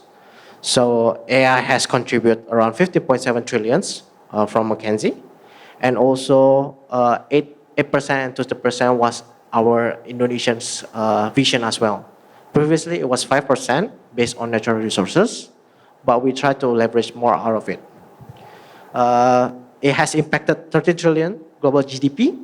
70% public sectors have been benefited from AI. 60% jobs have been automated, and also 1.2% primary driver of productive growth. This is what we discussed about the innovation and compliance. It always been going hand on hand. I'll elaborate it next time if I was invited. So basically, Corica itself stems out from a gap between industry, academia, and government, where we require hubs and think tanks to go discussion without any kind of bureaucracy. So what happened was in Australia, in Singapore, and in US and China, they could get researchers and think tanks in less than half a day. So back then, Indonesia took like a weeks, days to find a researcher and think tanks to have more discussion. So basically, we are an orchestrator organization, and we try to connect government, industry, academia, and community at the same time. Because AI has been a growing sector, we are here to help both the advantages and disadvantages of AI industry. Thank you so much. Thank you. Yeah, so there was a question on sandboxing and regulation. So CORICA is actually mandated by law. It's part of the national strategy of AI development. So last but not least, let's hear from Melissa now. Good afternoon, everyone. So first of all, my full respect to Pak Pahala, right? Thank you for the opportunity.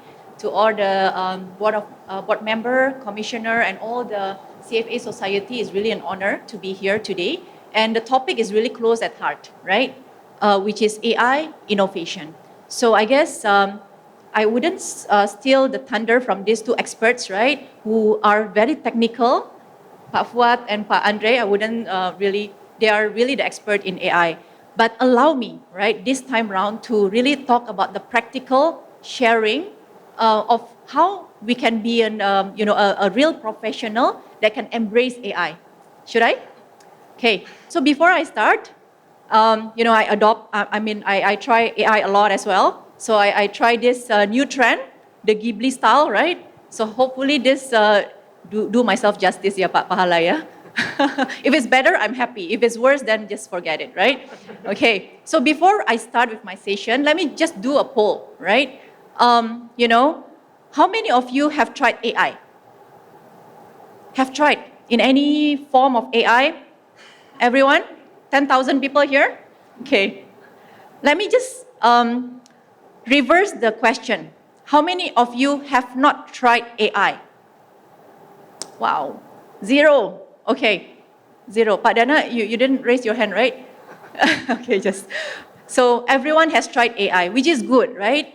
So because a lot of people here are CFA, right? You do a lot of financial modeling, very complicated one.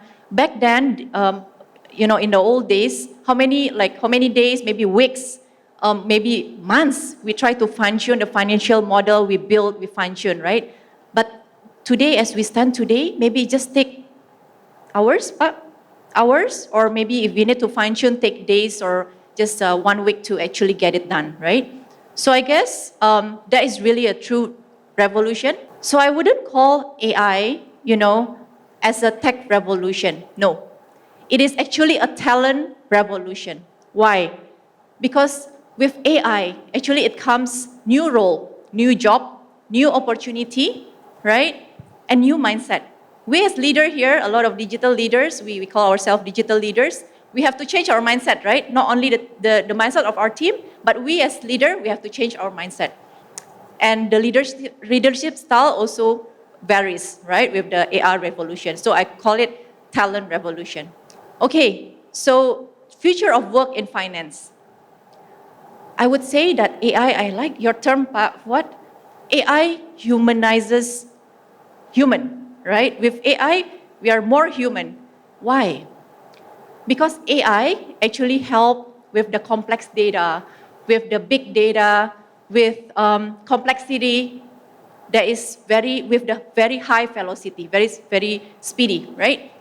And human, because we have more time, more resources, we can actually do more contextual work. We can try to find meaning from the data, from the output that AI generated, right?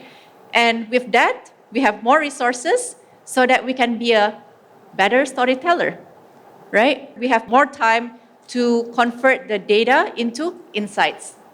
So with AI, we are not just building a more powerful model or spreadsheet, but we actually can actually ask better questions, and we can create better stories.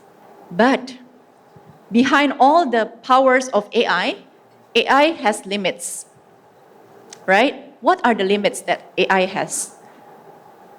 CFA. In every level, there's always one topic that we cannot fail. What's that?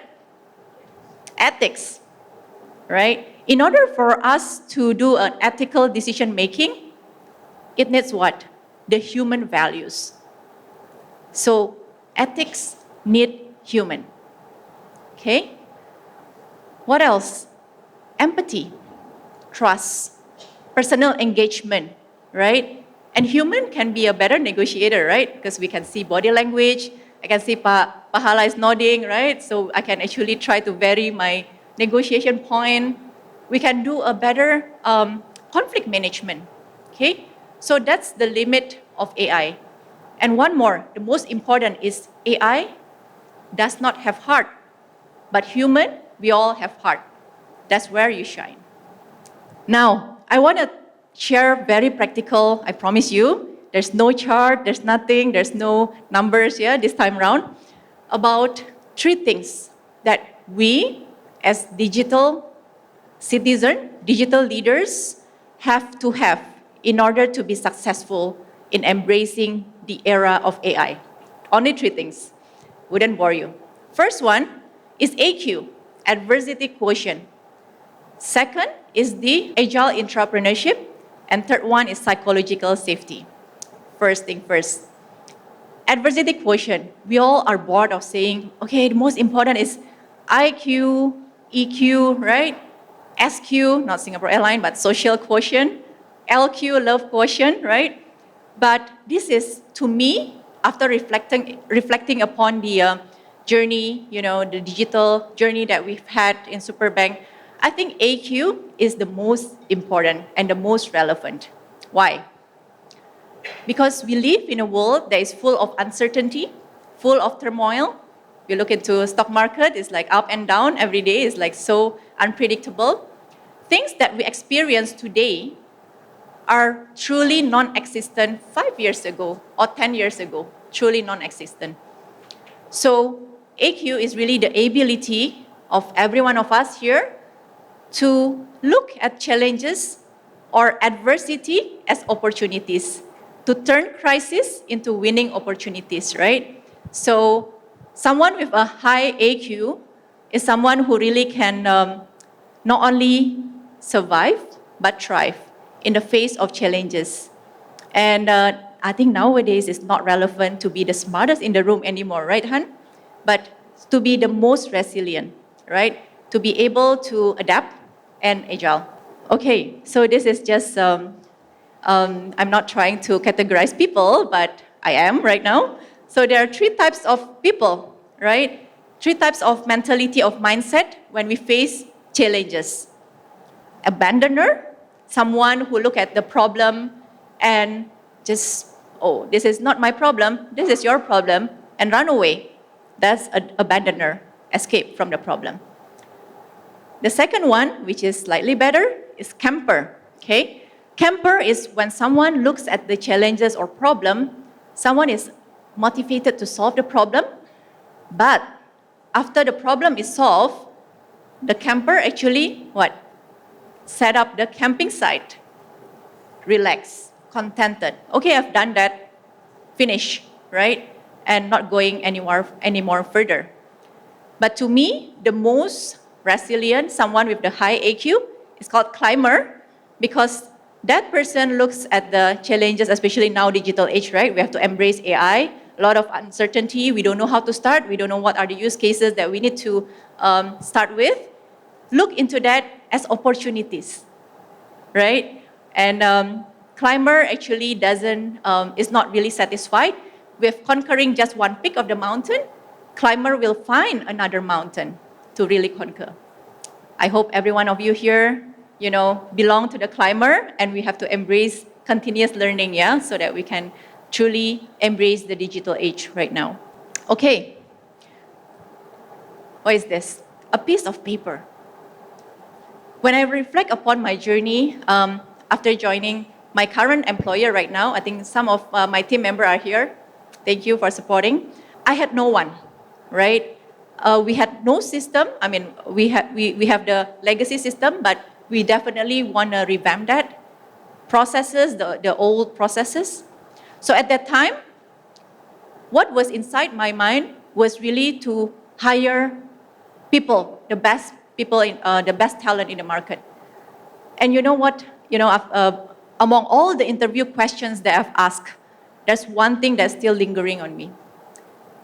This one interview question I asked is, hey candidate, if you're given a piece of paper in front of you, what you gonna do on your first day when you join the company? what you're gonna do, what you're gonna achieve, right, in the next 90 days or 1 year after you join. Because that blank piece of paper is blank. No writing, no drawing. And it's really up to the person to set something, right, to start something and make it happen, execute.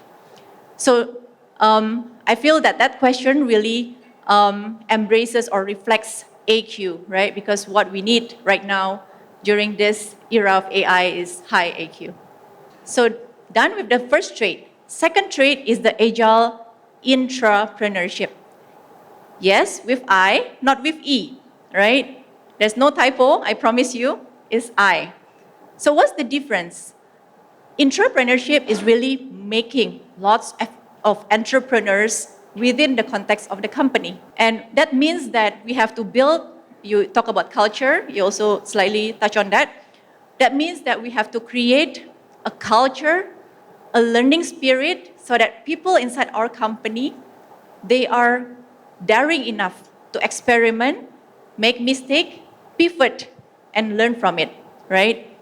And I feel that if intrapreneurship is combined with agility, that will be so powerful. That will be really the future of work that we are dreaming of. Okay, cliche question, right? How do we make sure that we have lots of entrepreneurs in our company? What is the best job in the world? To me, the best job in the world is really when we are so passionate about in what we are doing, right? When we feel like every day we don't feel like working, but we are working, yeah? And that really comes from the fact that we feel that we own the company. That comes to the term of founders. We have to make sure that our people, our team, has the founders mentality. Because when you really feel that you own the business that we are currently in, we are so invested in it.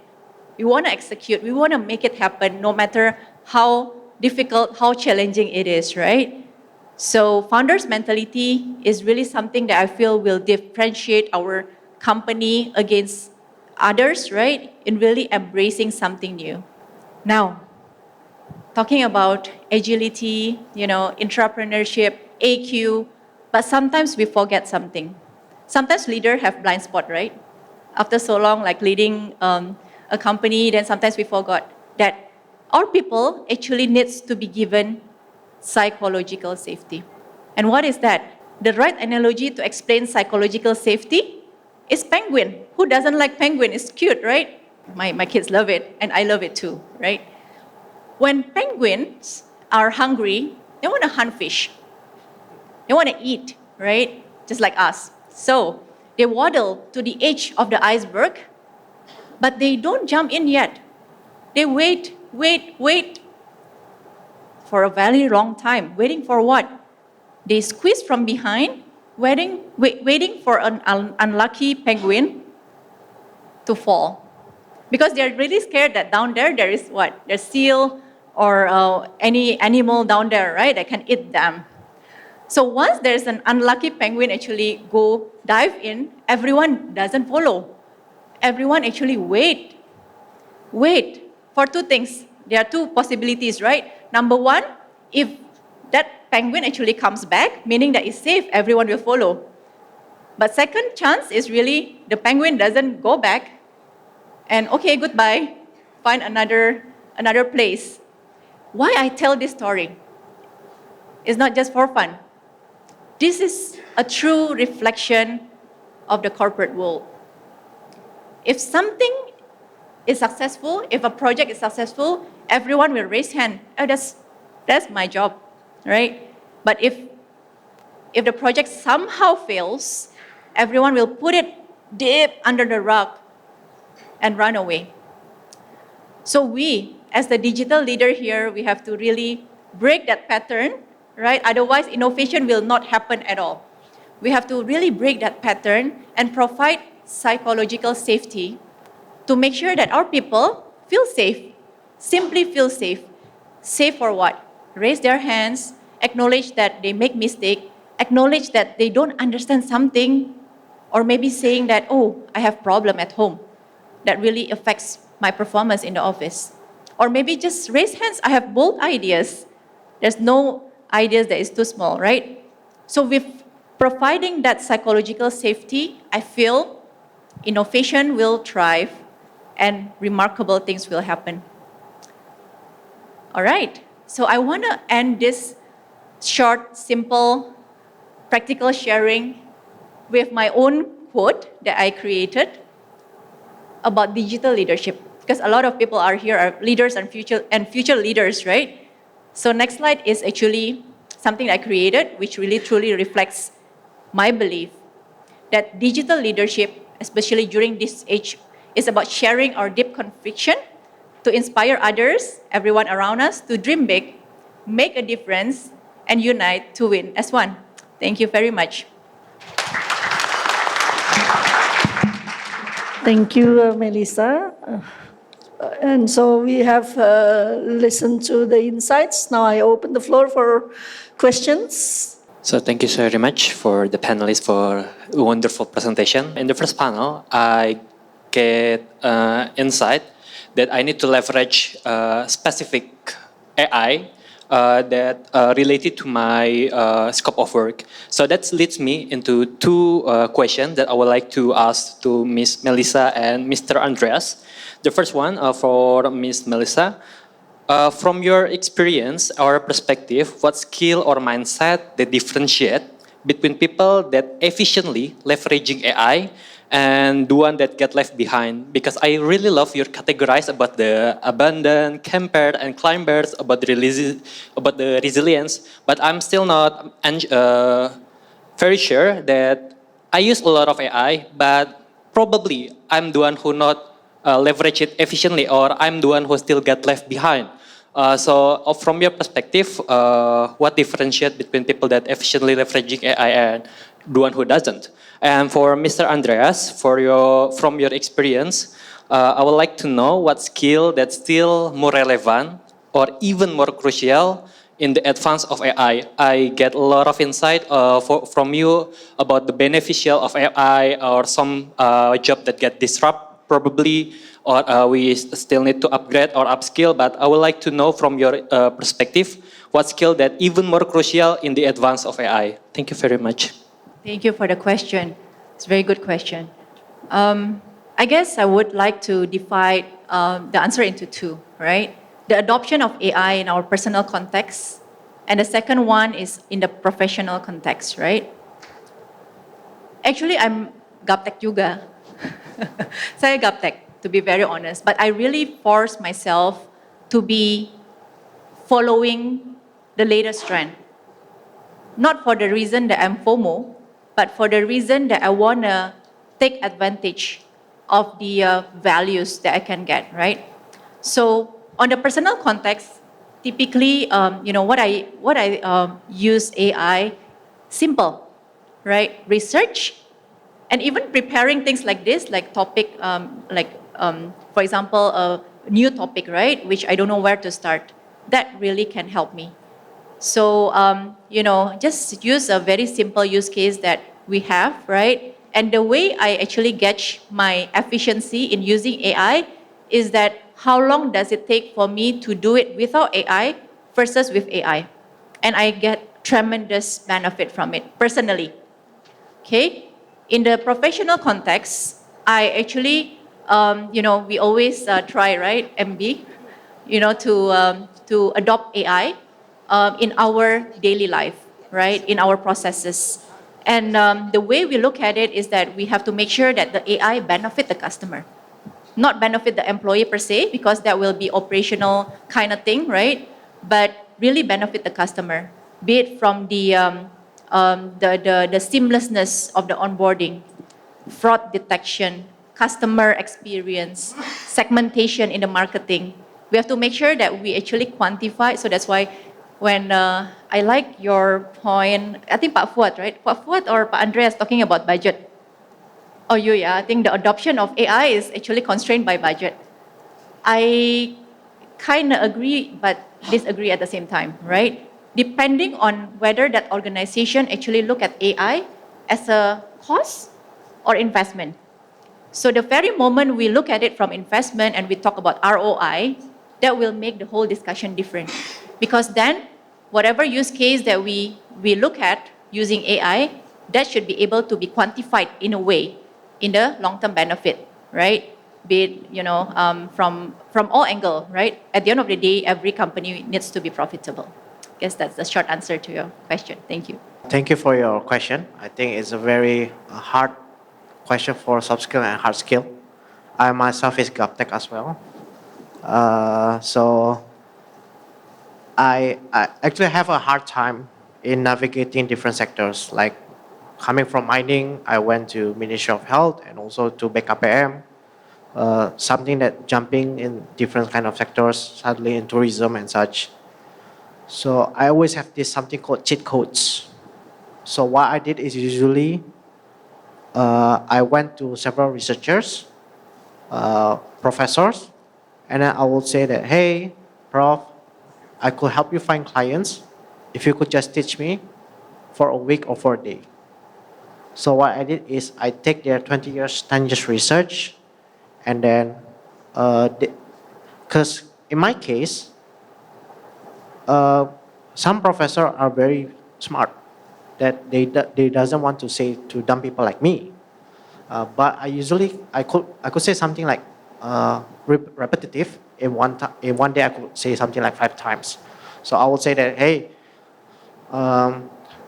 if you teach me for just a day, I'll find your client. So I try to shorten the gap of those 20 years research, 10 years research, just to get a professional to teach me personalized education. So what happened was the industry is happy, the academy is happy, I get the knowledge and also the commission base at the same time. So where do we get those experts? Are usually coming from networks, coming from event, applying CFA society. So it has always been a network base of system. Same thing with AI. AI couldn't be much more advanced without networks as well. So the more networking you're involved with, the more portfolio you're able to build out of it. Hello, thank you. I have a question to Pak Fuad. Just want to get some insight from you. If we are business owner or top management, a small, medium enterprise, what do you think the extended mindset we need to have in order to have the ability to navigate AI adoption at economical basis, assuming we don't have much access to the fund, to the technology. Thank you. Thank you, Mbak. So I think this is a very good and relevant question, yeah, and it's not only applicable for SMB or our own business, but I'm thinking also just like what Mbak Melissa mentioned, is the entrepreneurial, what you call it, mindset, right? We have to start with something, right? So again, it's not like a FOMO thing, but if you are not starting by yourself, then the negative impact will come after you, even you are not aware of it. Meaning that even the competitor is not coming for your existing competitor. So I give you an example, right? So if you are a small, medium business or owner of one of the small business, right? The option now is huge, right? So you can use, in the previous session, there is a question that the computational effort is very high, but at the same time, now the option is fast, right? It's a lot. So we can do start to subscribe something that we can leverage for the cloud. I'm sorry, I'm talking about a bit technical perspective, right?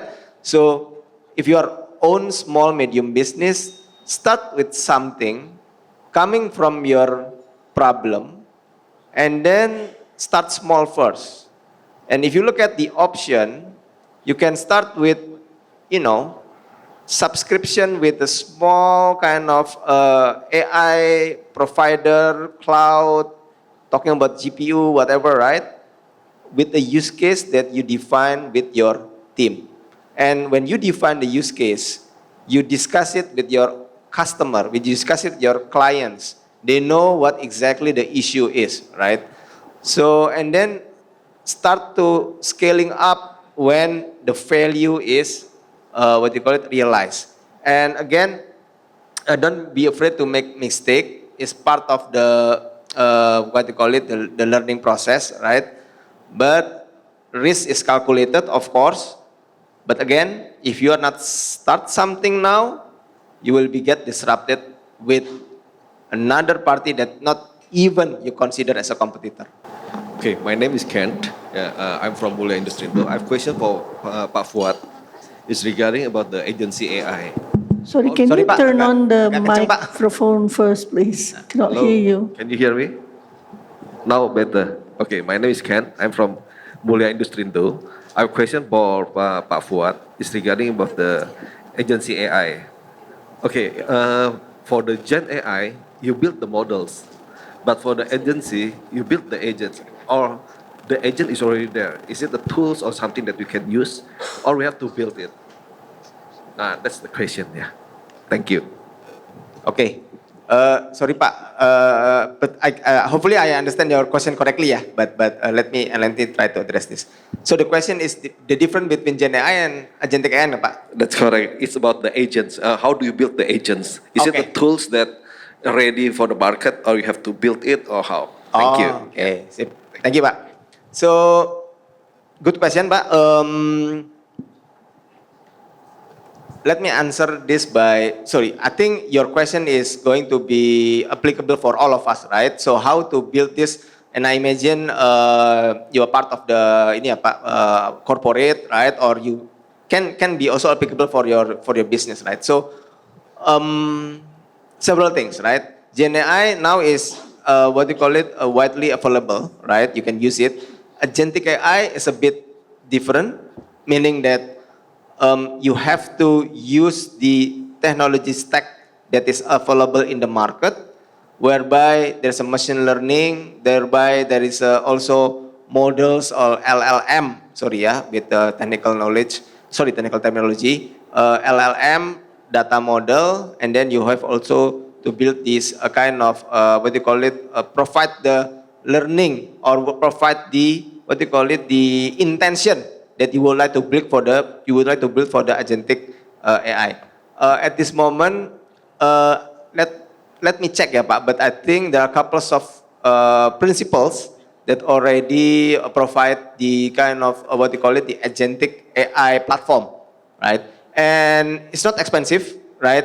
At least for the first, second use case. And I think later we can discuss also with Mas Andreas, right? I think the Korika or the association that Mas Andreas is involved is also having a lot of partnership, Pak, that can help you. But the thing that you have to start or you can think first is the use case first, Pak. So what is the issue that you would like to solve?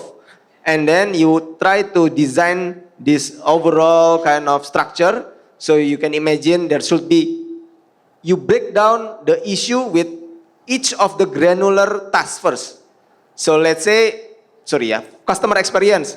Customer experience is very, very fast, very wide, kan, Pak? You have to, break down. Okay, when customer experience, there is a moment that customer deal with the agent. And then there is an order, for instance. And then there is a supporting, and then there's a monitoring, blah, blah, blah, right? So you break it down, and then after that, you put what is the issue there, and then what is the task of each of the component. And then later you build this or you bring this into the whole agentic AI platform. My question to Melissa, this is some represent question for the financial analyst or investment professional. CFA Society identify a T-shaped skill to improve our profession. So general knowledge and expertise. Do you think AI change it? And the question was specific, how AI can change the perspective of the T-shaped skill that needed by us, especially the younger generation? So I guess the answer is yes and no, right? I feel that AI by itself is a technical skill, right? Be it Python or whatever programming language that we need to acquire in order to be the technical expert in it. But beyond all this, I feel that being technical alone or specialized alone is not enough. We should have a bird's eye view to understand the total process that we are dealing with in order to, as what just now mentioned, first of all, we have to understand the problem that we need to solve. In order to understand the problem, we have to understand the end-to-end process, what's really happening around us, what's the functionality or capability that we have, right? In order to really pinpoint that problem. So to your question, I guess it's very wonderful question. I guess, we have to really be a generalist to make sure that we can pinpoint the right problem. Otherwise, we are just like, it's a form over substance, right? If we are actually solving problem that is not relevant. But at the end of the day, we need a technical skill as well, so that the AI, deep inside, we have the technical capabilities to deliver. So it's really a total combination of the blend, perfect marriage between the two. Yeah, thanks. Thank you, Melissa. Let me ask the final questions to all the three panelists. Thank you for the insights. And what is the key message that you want to give to us finance professionals or the companies that employ them? I think quick one, yeah, Bu Naila.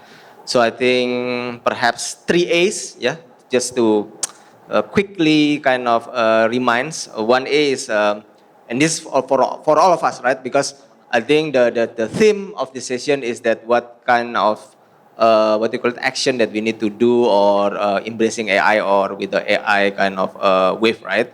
So I think one is definitely agile, right? Agility is very, very important. And then I think a second one is act as a sponge, right? Meaning that grabs everything, right? Learn quickly, right? Understand the context, understand the situation, right? And then I think the last one is afraid not for the change, right? So don't be afraid for the kind of, I know I'm talking about a lot of job will be to some extent displaced, right? But it creates, just like what Mas Andreas and Mbak Melissa mentioned, in the same time, it creates a huge and humongous kind of what you call it, job, you name it, right? Data scientists, and then the analytics and so on and so forth. So hopefully this is going to be very positive for us, and I'm looking forward to see you in the field to discuss about AI. Thank you. I had this one philosophy that been taught in the mining sectors. Life is like a basketball game. So sometimes an all-star team is not as good as a well-complementing team. So sometimes it's much better to have this complementing skills, where it's a good to have to start. So the basketball philosophy was about hit or miss. So in my life, I have always had more misses than more hits. So I miss a lot of throws, I miss a lot of shots, but I keep on dribbling. So same thing, when one time it hits a really good form, 3-pointers and such, you got a good score, you keep on dribbling. So life keeps on going on. It's not a race, but where you keep on practicing, where you keep on dribbling and such. But behind those philosophy are no matter where you throw it, it has always to be on your target, on the hoops. So if you keep on just throwing blindlessly, life will not happen in a really easy mode. So just keep on dribbling, shoot a lot. You're gonna miss a lot, but sometimes the big game, the big moment is the moment where you got a big hits. So keep on scoring, keep on throwing, and keep on playing in a different team, playing in different scenarios. That's how you grow. Okay, so I need to pivot, because these two gentlemen come with a lot of philosophy, with Pak Fuad with AAA, right? Pak Andreas with philosophy of basketball. So I need to come with something, right? Okay, my key takeaway is 3S, right?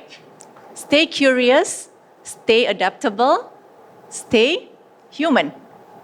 Why stay curious? Because change is the only constant, right? That's suatu keniscayaan.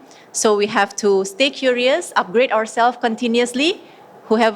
Those people who haven't taken further certification by CFA, there are good ones like the sustainable financing, right?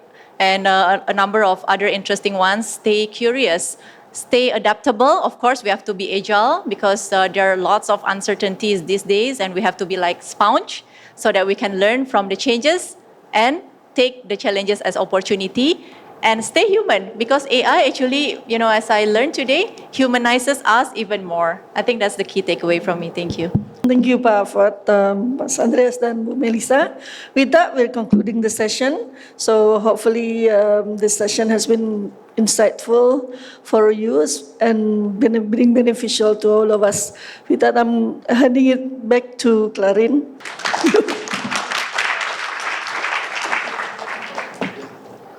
Thank you. We would like to invite Pak Pahala to come on stage to present a token of appreciation to the panelists and moderators.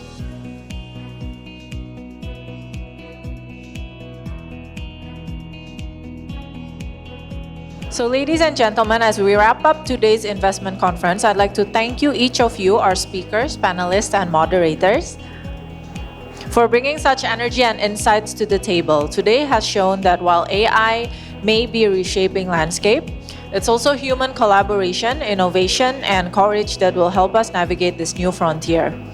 Thank you to our sponsor, CFA Institute, and our media partner, Marketing ID. Also, thank you to all the volunteers for your help and support in making this event a success. Hope to see you again in the next conference. Thank you.